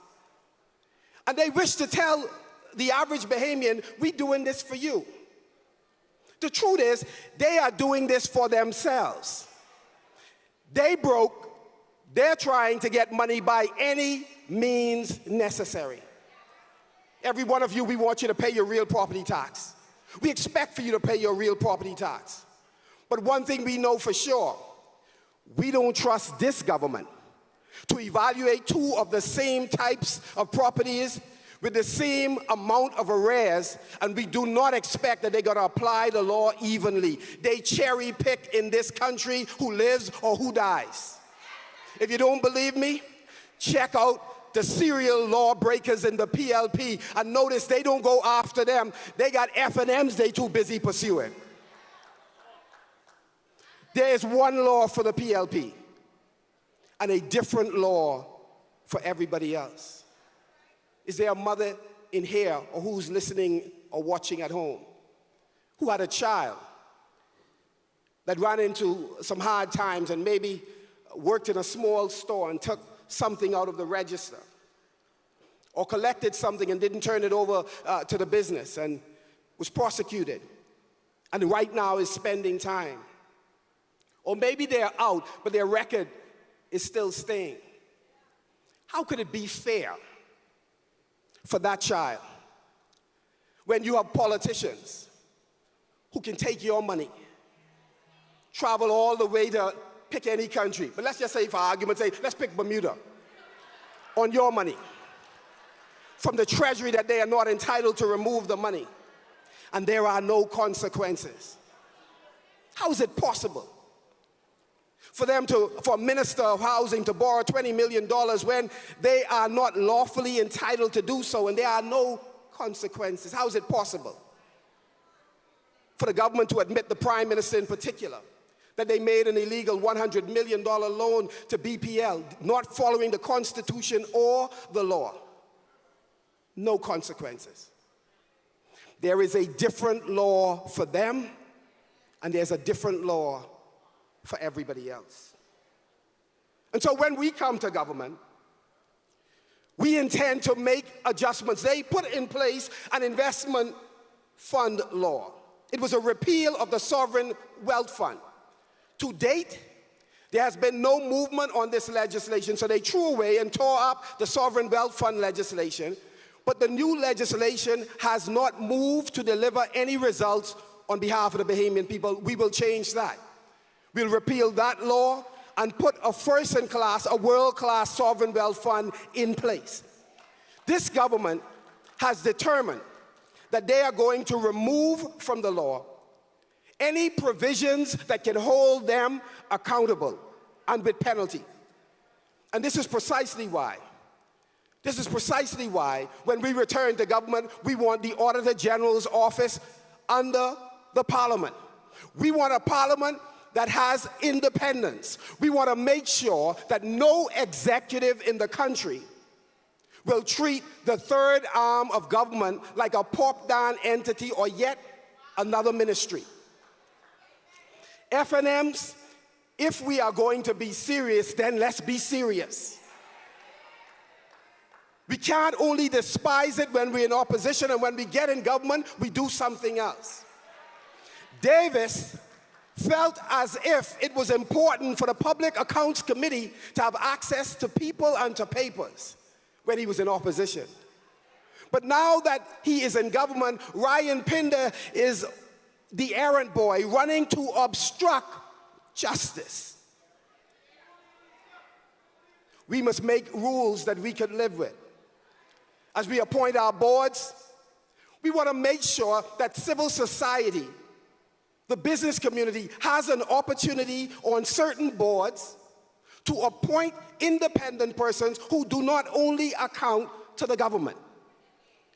It's important for us to build provisions in the law that protect you and I. That if we are ready for prime time, let's demonstrate it in our governance.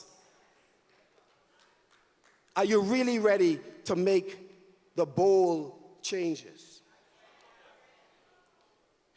We had a recent ceremony at the 66 Steps, and I think it's a wonderful thing anytime we transform historical spaces. But how long in this country we will continue to set the bar so low? How many years have we been refurbishing the 66 Steps? How long? How many? And we haven't even added but 10 more to it. How long? Why can't we transform Fort Finn Castle? How come we are not able to create a historic community, not just on Fort Finn Castle, but to go down into Mason's Addition and work with the Saxons to create multi-purpose Junkanoo groups, and to do it in Fort Charlotte, to do it all over New Providence and in Grand Bahama? If we're talking about heritage and ecotourism, why can't we make land available at the shortest possible time so that Junkanoo groups like Barabbas and the Tribe can build large structures that people can come from around the world and experience the brilliance that we put on Bay Street, the brilliance we should put in Mason's Addition, that we should put in Fort Charlotte, that we should put in Key West Street where I grew up, or Jenny Street, or Washington Street, or Yellow Elder. We are tinkering around the edges when our people are hurting and need cataclysmic, major changes in our country. How long? How long are we going to take little children out of school and put them in the marching band to be outside an urban renewal function with 3 members of the court, 3 government ministers celebrating the transformation of a 600 square feet house into an 800 square feet house, and we're all patting ourselves on our back talking what a wonderful job we did for Sister Roll, and I'm happy for Sister Roll. But through Sister Roll Corner, there are at least 50 other houses in the same condition, and we are happy with one transformation. Under our administration, we will eliminate outside toilets in the Bahamas for every home.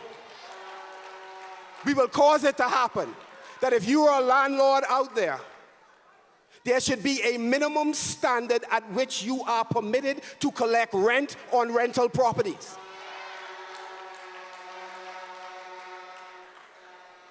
When I grew up in Key West Street, we came out of the main house and we went to the outhouse. And we accepted it as normal behavior. But there are some practical implications in allowing our people to live in conditions that rob them of their dignity. Because sometimes we are running young men off the corner and we're pressuring them to go home. And they there maybe selling a half a bag for $5. 20 years ago it was for $5. You know they ain't making no money. But if you took one day and walked to that house where they went home, they are looking into some hungry children's eyes and into the eyes of a woman who was a younger woman when she met him, but now she's outgrown him because half a bag money can't take care of her and the children. So he is willing to do whatever to be on that block because being home is painful. No, I'm not saying it's your fault. All of us had 12 years of schools. We should have done the thing we had to do. But having not done it, we are left living in the same space. And as Ian Strawn would put it, we are living alongside some of God's angry babies. So we have to reach them. This is the best organization. Our leadership, Shannon on Cartwright, Michael Pinter, Dwayne Sands, all of you, we are the best folks to hit these street corners, to work with our brothers and sisters, who hundreds of them, every week, every day, are through corners from the top of Fort Finn Castle all the way to Pinewood. From Nassau Street all the way to Village Road, hundreds of them through side corners, negotiating life and death issues, and no one's really interrupting the conversation to tell them there's a different way, a better way. And this government can't find $50 million. As we left, every year provided $50 million for SBDC and other agencies to provide seed funding to give young people a hope and a chance, to give fishers and farmers, persons who are in the craft industry, an opportunity to start a business, to grow a business. Because when we rob our people of opportunities, whether it's in the orange economy or the blue economy, they will create what they consider opportunities of their own, and it can be deadly. This is not a suitable government to lead.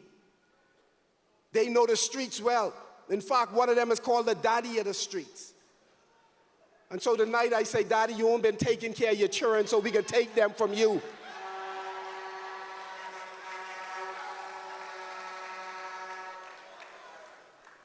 Restore the tax exemptions over the hill. We believe that for the Junkanoo community, there should be a multi-purpose Junkanoo Stadium. How complex could it be to put in place? I know some of y'all attached to Bay Street, but listen.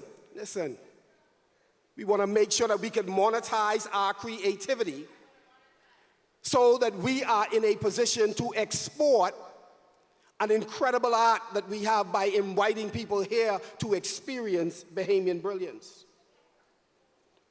And so tonight, we want to serve notice that a comprehensive land reform plan is going to come under the Free National Movement. That we believe the government has failed. The government has failed to put in place a fairer, more equitable tax system. If you're in this room and you're making $300, you are paying as much as the person in this room or at home who's making $160,000, you're paying the same thing on a tube of Desitin or wipes or feminine products. It cannot be right that at this stage in our development as a country, we have not found a more equitable way to protect those who are most vulnerable and to get a little bit more from those who can and are willing to pay a little bit more. We believe that local government should have greater powers. It makes no sense that so many of the projects that can be executed in the Family Islands, completely supervised by local government, that local government is popped down and do not have the resources required to oversee existing projects or to authorize some basic works that need to be carried out in their communities. We ought to change it. That's not a complex thing to do. The government talks about carving out a space for those of you that are from the Family Island. All the persons from the Family Islands, make some noise.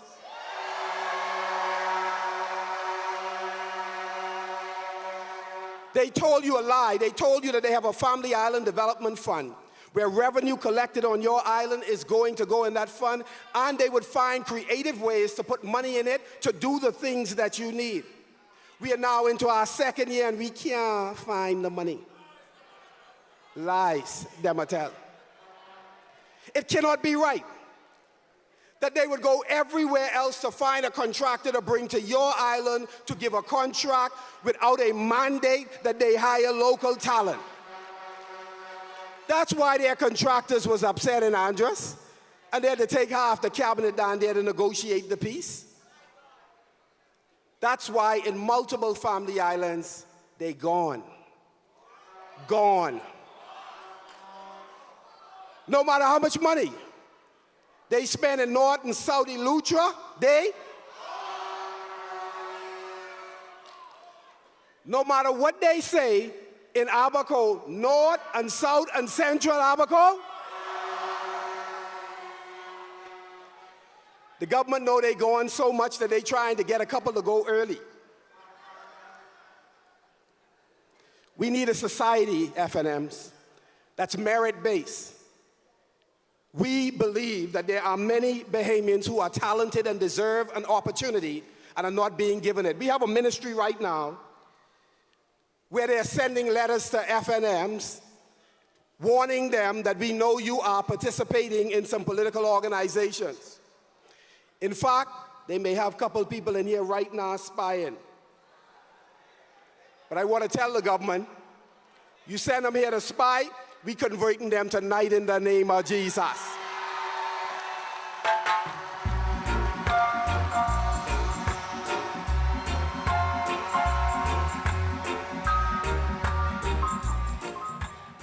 And so they're sending us letters saying we are participating in politics. When most of the people who you see with ministers, working in the ministry with them, are members of their branches throughout the length and breadth of the Bahamas. How hypocritical can you be? You're sending letters to young, talented Bahamians who wish to serve this country in the public service and through an organization. They're not belligerent. They're not missing work to do political duties, and yet you have the nerve to send them a letter. Yet they work alongside 3 cubicles that are empty because your political operatives are on your job doing political work. Shame on you. FNMs, we believe that it is important for us to establish via legislation in the public service systems that would prevent ministers from overreaching. We believe that in the Department of Immigration it is time to look at whether or not we need to entrench the Director of Immigration so that no minister can willy-nilly decide if they're going to get rid of them. Under this administration, if you are a whistleblower and dare to challenge the PLP, you could end up being pressured to retire. or if you're the second in charge, you could be put on administrative leave. That's how they roll. That's how they roll. And so, Janet, we heard your cry. Whatever they do for theirs, just know we got you. Imagine this. A minister is warned that he is breaking the law. And the person who raised the alarm should be held up as a paragon of virtue. They are a whistleblower. That's why we have whistleblowing provisions in our Freedom of Information laws. But instead, they are penalized. They are threatened on social media. The Prime Minister is less concerned about justice and the facts of their accusation against the minister. He will know how you find out. You know, it's like the scheming person challenged by their spouse, and rather than them saying, I repent. Never again, baby, I promise. Rather than repent, all the Prime Minister will know is how you find that out. Who all you give the information to. This is a shameless administration. We will take VAT of core healthy foods, from medicines, from infant care products, from women's sanitary products. And we will put VAT back on those properties that exceed $2 million. It'll pay the difference. We believe that any government that cares about its people who are unbanked in the Family Islands will make sure that provisions are made for banking in the Family Islands.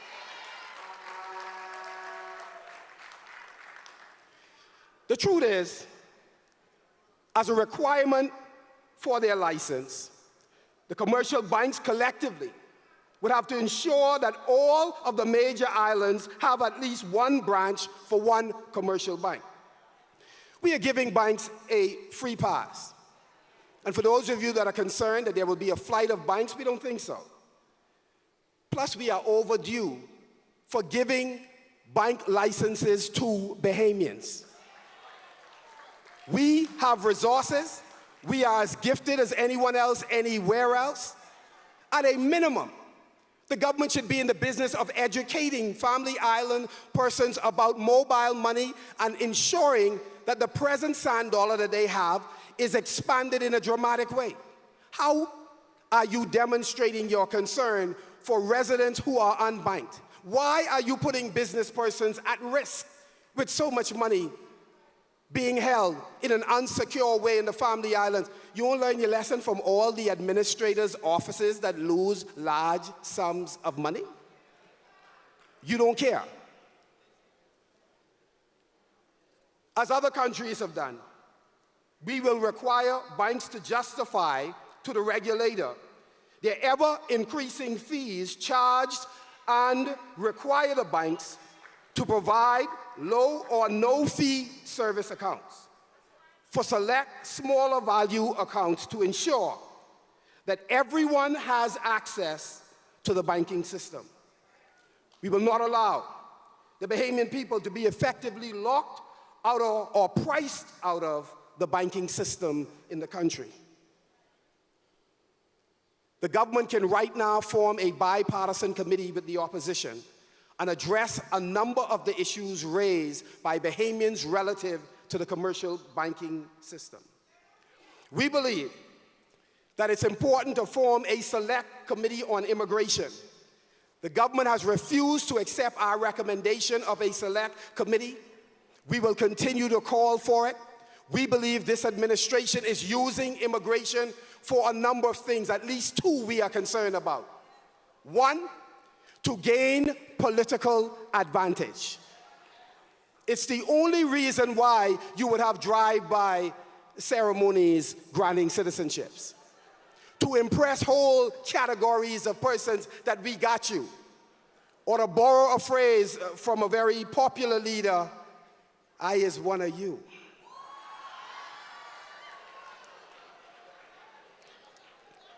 We should treat every person who resides in the Commonwealth of the Bahamas, no matter their origin of their nationality, with dignity and in a humane way. But you should also have the courage of your conviction to say to folks, you have to come in through the front door if you expect to enjoy all the privileges and benefits of a full citizen. This government has decided that it will use the sovereignty of the Bahamas to play politics in this country. And they have allowed a whole category of workers to exist, brokers, who get 10, 15 permits long before they have the clients who the permits are for. We will stop that practice. And right now, in the Department of Immigration, they have one of the brokers who is an extension of the senior staff of the ministry. You know it, I know it, and we keep looking the other way. We have to do better as a country, and we'll stop that practice. Let me say, we submitted, our deputy leader and myself submitted recommendations to the Commissioner of Police, to the Minister of National Security, to the government, recommendations on how to stop or reduce crime. We never said that the government is responsible for crime. We just said they lacked a vision on how to coordinate a way to stop it. Today, we have seen more than a 13% increase in homicides. Even after the Prime Minister announced his cut and paste program on how to stop crime through preventative methods, through policing and interdiction, through sentencing, or through rehabilitation. I want to say to Freetown, get ready. Get ready. We believe that Freetown, like Southern Shores, like Elizabeth, like South Abaco, like North Abaco, that they're getting ready for a change. We believe that the Prime Minister is so concerned about the lack of productivity by several of his members that he is making provisions to switch them out. We need persons in charge of ministries who can offer answers to vexing problems that our people face. One problem is that our children are dying in our homes and in our streets. The government cannot go and meet 200-300 pastors and do not leave a meeting with 200 or 300 pastors with a comprehensive intervention program on how to transform communities that are hotspot areas for violent crimes of all kinds. Pastors, you can't allow us as policymakers to come with a feel-good moment, but leave not even prepared to co-fund community centers with you in order to reach young people in the area. They can't come and leave and the parishioners are still hungry. They couldn't co-sponsor a food program with you. In fact, they can't co-sponsor a food program with you because they've savaged every organization in the country that has ever worked on a food program, accusing them of misfeasance and malfeasance.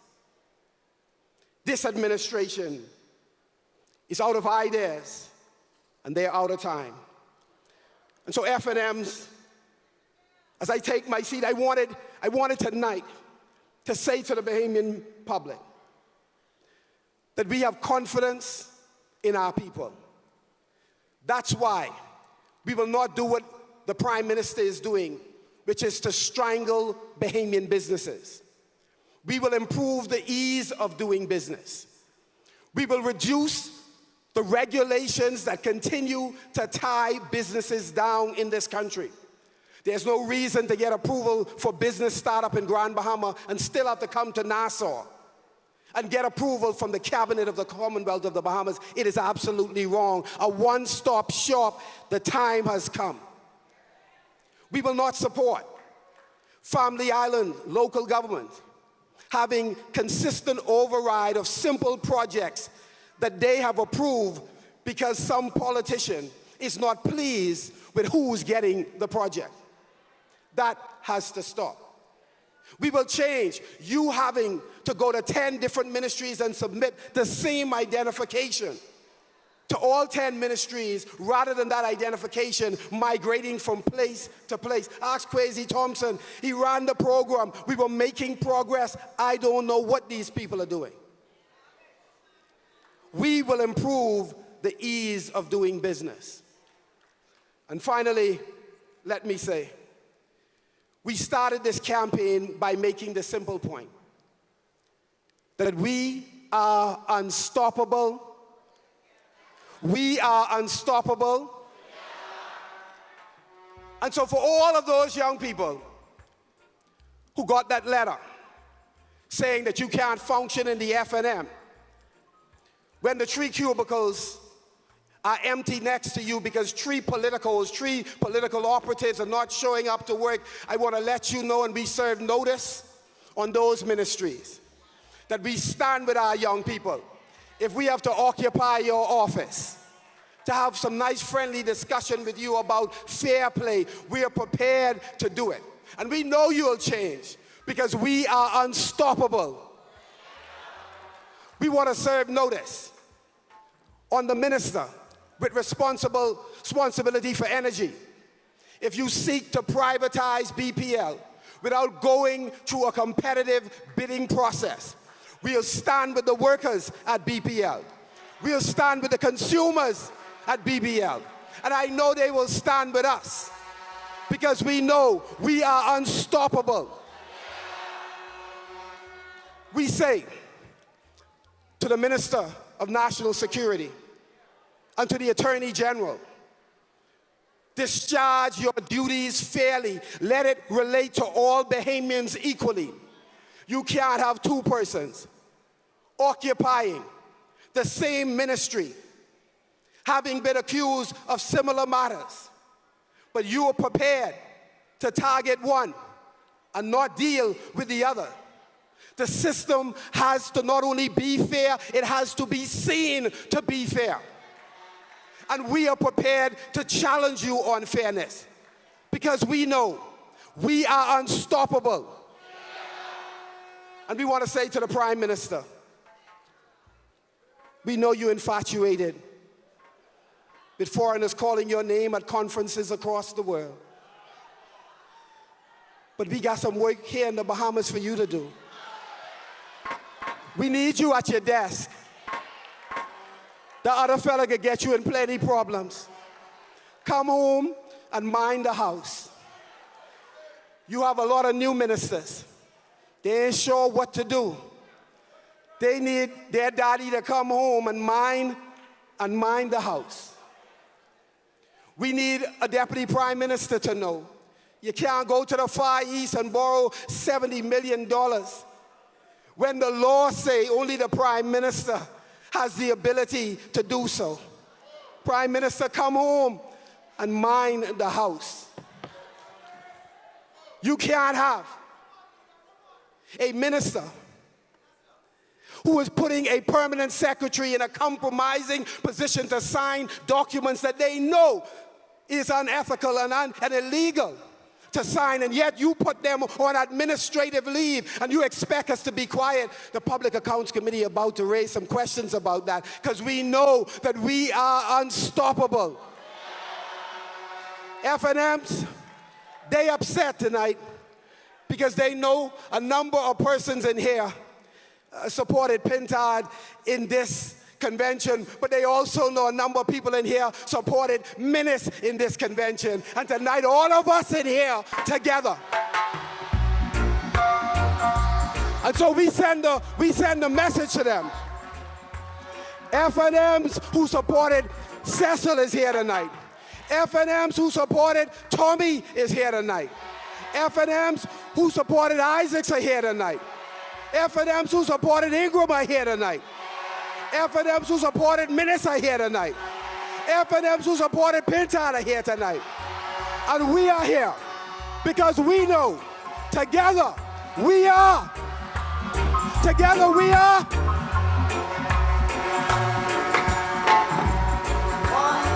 All of our parliamentary colleagues.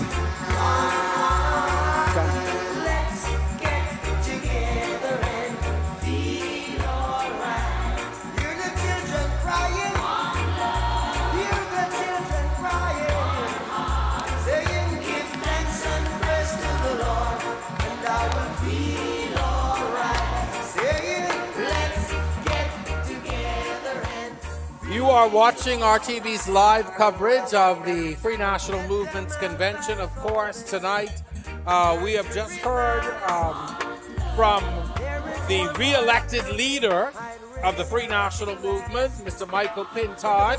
My guest, Mr. K. Peter Turnquest, former Deputy Prime Minister and former Deputy Prime Minister and former Deputy Party Leader. Peter, we're about to talk in a minute, but I just want to put into context for our viewers what we are seeing on the stage right now. This is a powerful, powerful moment. I think our leader did what he came to do. Call for unity, call for togetherness, lay out his plan and his vision for the future, and encouraging everyone to be a part and to participate in it. I think it was a wonderful, powerful speech. He laid out his policies, he gave his priorities. Well done. What we are seeing, again, just for context, on the stage, members of his new leadership team, who he has brought up to be on the stage with him. But I also see him joined by members of the old Minnis cabinet, people who were very vocal and upfront supporters of Dr. Minnis and his administration, now backing him on stage. Top of his message tonight, though, was that of unity. That's one of the first things I heard coming up. Absolutely. Absolutely. And, if you know Michael, he fully believes in supporting one another and that we are unstoppable together. So that's his message.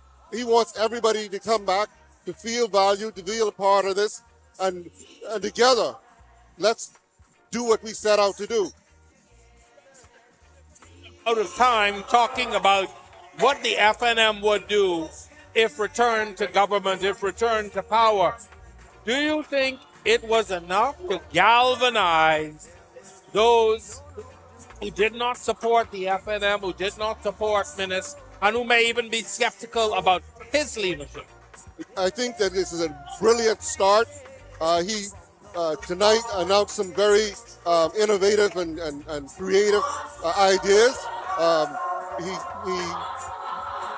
There's room for further discussions and consultations as we are still in the process of finalizing the platform. But I think tonight he hit it out the park in terms of giving the broad strokes of what are his priorities and the things that he would want us to work on as we get towards 2026 taking over this government. All right.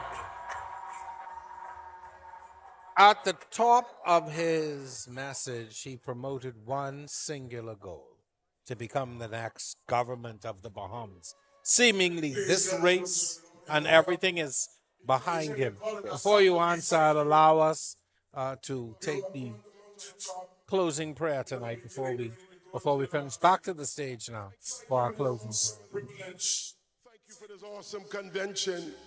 Thank you for our leader, Deputy, and all those who were elected in this season. Now, God, as we leave from this place, as we leave, going to our own homes and those who are traveling back to their islands, we ask you tonight, look down upon us. God, give us that opportunity to do that which is necessary for this country once again. And Father, we believe that if we ask anything in your name, it will be done. You said, knock, the door shall be open. Seek and we shall find. And if we do it now, God, we thank you because you will answer our prayer. And so tonight, we thank you for this awesome privilege. Now, God, order our steps.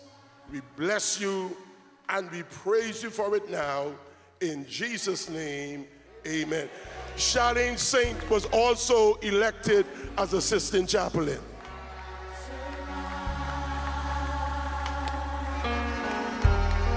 Everybody look at somebody and tell them, I need you.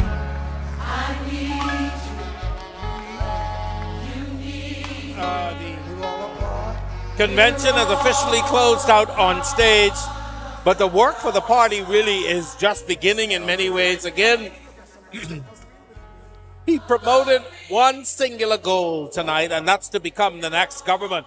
Again, seemingly putting this race, the divisions, to a certain extent behind him, and now focusing on the singular goal.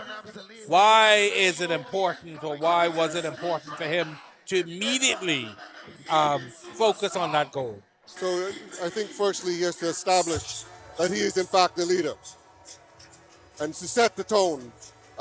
Because at the end of the day, while conventions and internal elections are important to determine the leadership, at the end of the day, this is about bringing better governance to the country.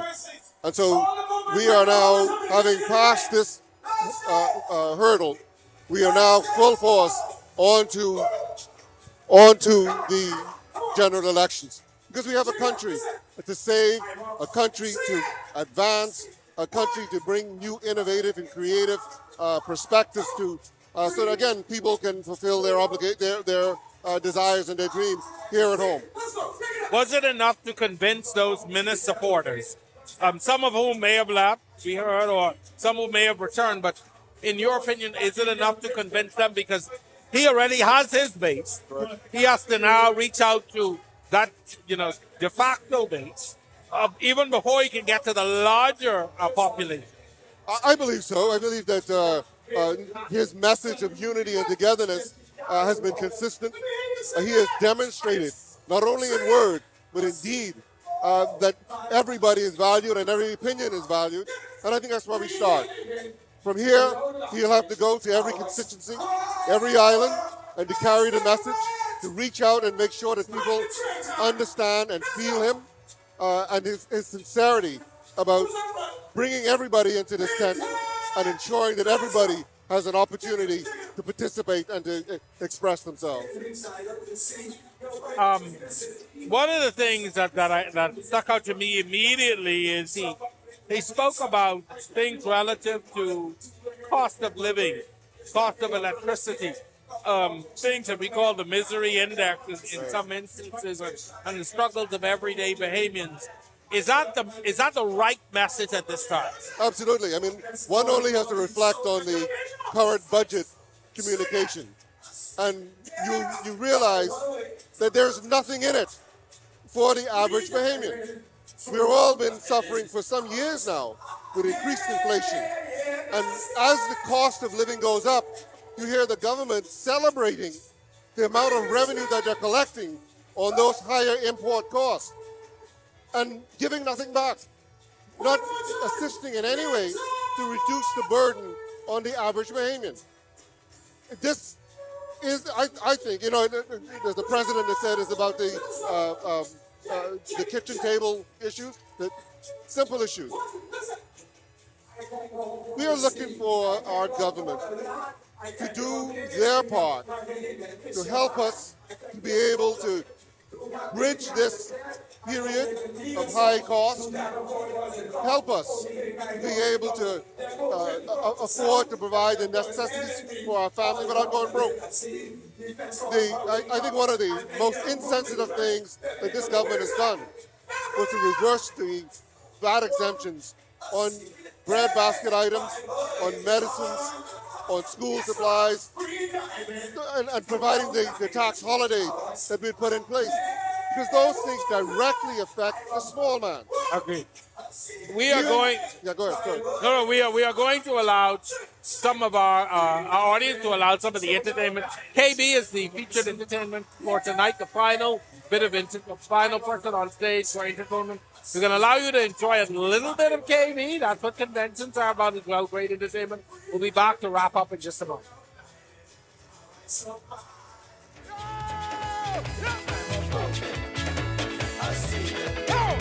My word.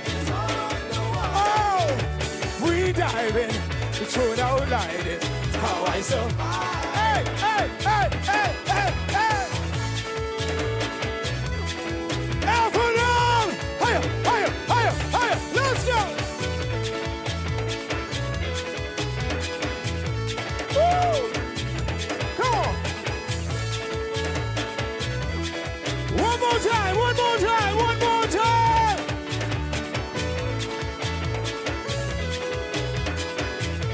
Let me hear yours.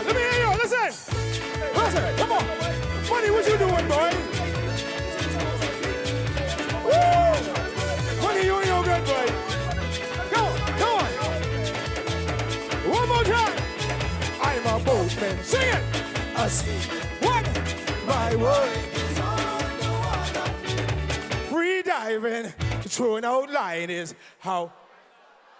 One more time, one more time. I'm a boat. Yes.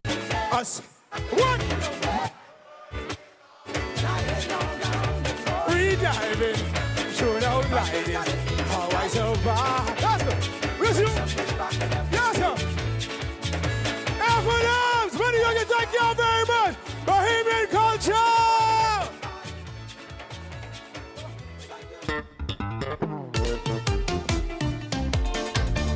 Check. Yo, man. I thought that you and him were friends. I can't believe that he's my man in love. We just saw a bit of KB there on the stage. I always enjoy convention at the time, but I have to say, One of my favorite performers. Oh, KB's always going to put on a great performance for us. But Peter, we started talking really about some of the hard-hitting portions of Michael Pintard's speech. And he really went after the government on several fronts. Not just on the economic, which I think is very critical, but on a number of other things. What he described even as broken promises or promises unfulfilled. Yes. Things that were promised that still haven't been delivered. And he really went in hard on the government on a number of issues. Yes. You know, we just this week, we looked at the speech from the throne. And if You you mean look, the budget? No, we Was looked a at the speech speech from from the throne. yeah. Oh, really? Okay. And if you look at that, and you will realize that they have completed almost nothing on that list. And it's you know, it's really telling about the effectiveness of this government. One of the things that is very disappointing is the rollback of the transparency that we've been trying to build into the government and the operations of government. And no, there's no reason for it. I remember when we were talking about the procurement legislation, one of the things the government said was that it was too hard. But when we designed that law, we knew it was hard. We knew that it demanded accountability.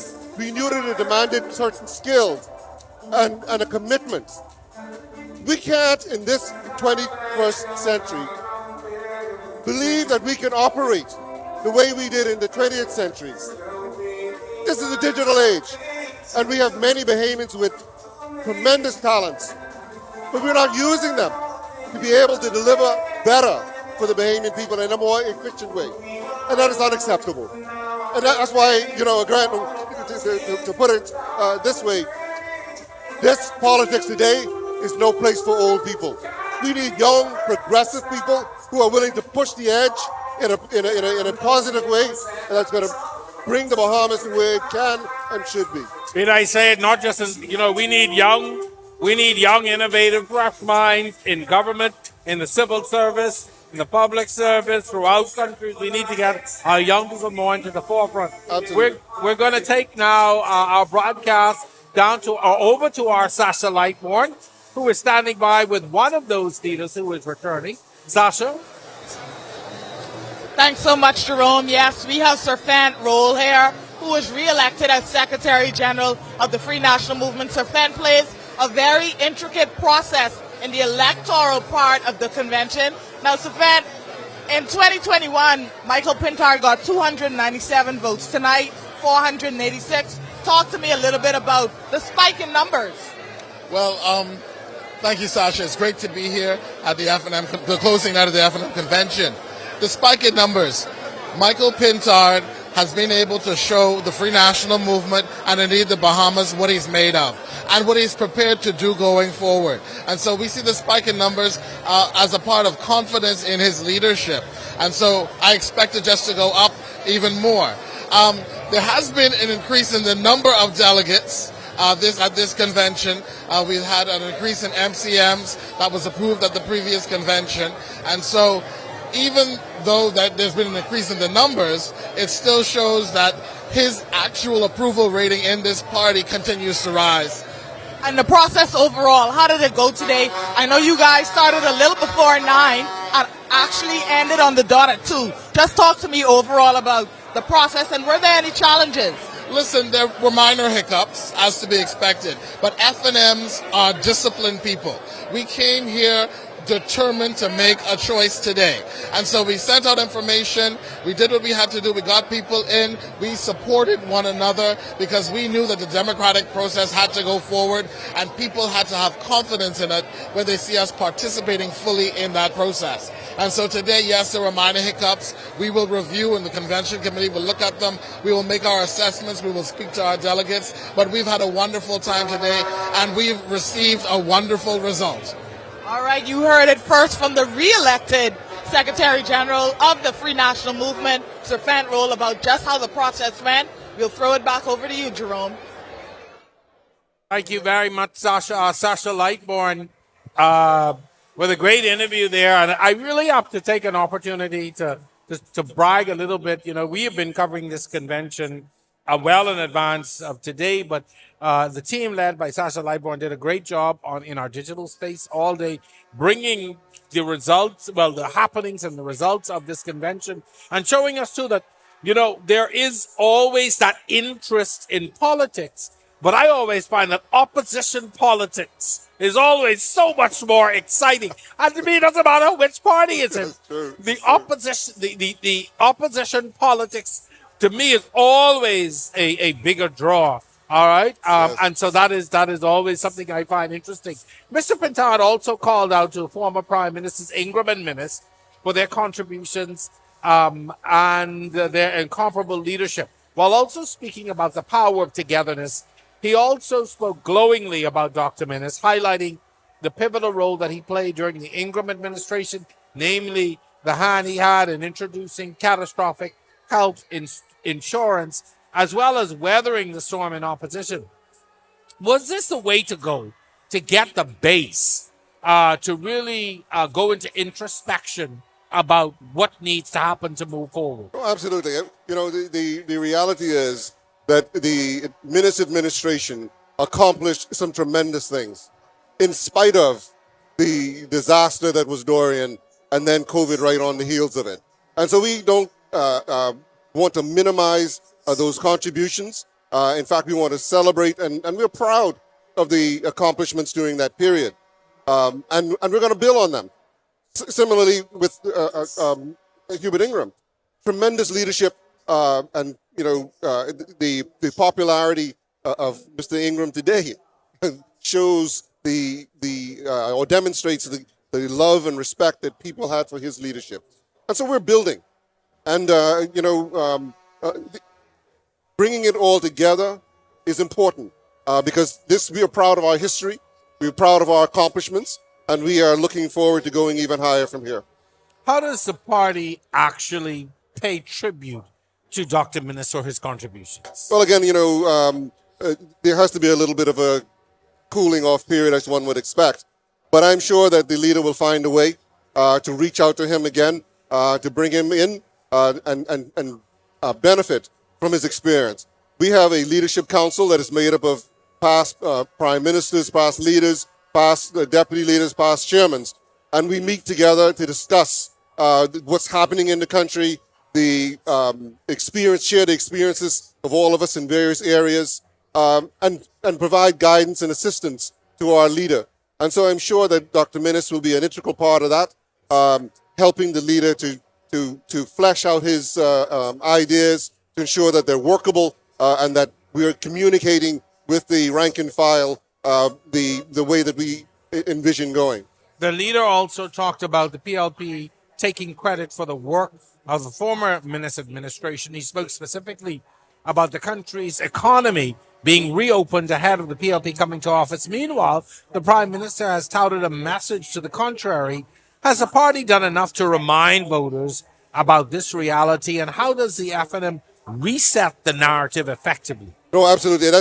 He's very factual on that. Just this week, we were in Eleuthera for the opening of the Disney Lookout Key, and the Prime Minister sought to take credit for it. But we know that the former Member of Parliament for South Eleuthera, Hank Johnson, the Minnis administration did a lot of work to make that happen and approve that project.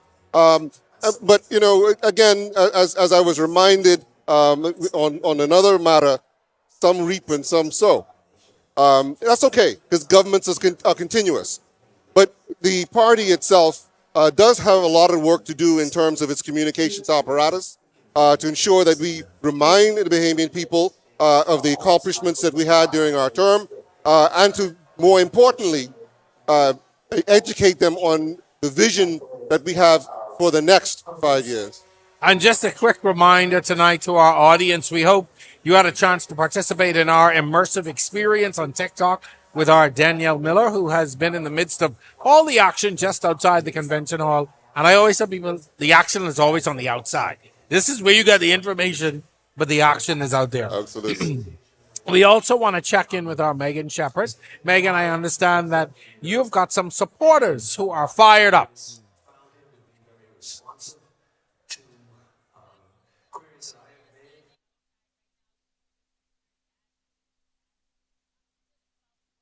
Tonight at this convention, particularly as the leader spoke about family island inclusion, local government. We know we have that there in the second city. What stood out to you tonight the most? What stood out to me tonight was the fact that our founding leader, Sir Cecil Wallace Whitfield, when he died, he was the leader and the member of parliament for Marco City. And tonight, the member of parliament for Marco City under the Free National Movement, who is now our leader, it's as if the party has come full circle. We are poised, we're prepared, and all together now to forge ahead, and I believe take government upon the next general election being called. Would you call that coincidence or a good sign? Coincidence or a good sign, as you mentioned before? I believe that the fact that we see the torch has been passed and it's lit, and I believe tonight has gotten another level of fuel and blaze. And so I think that tonight served as a strong symbol and indication that the party, we've taken our blows, and nothing tests the integrity of a ship, nothing tests the validity of a ship like a battle. And we've passed that battle. We're out of those waters now, and I believe that we're ready. I believe that we're poised and prepared to move to that next level, taking the government whenever the next election will be called.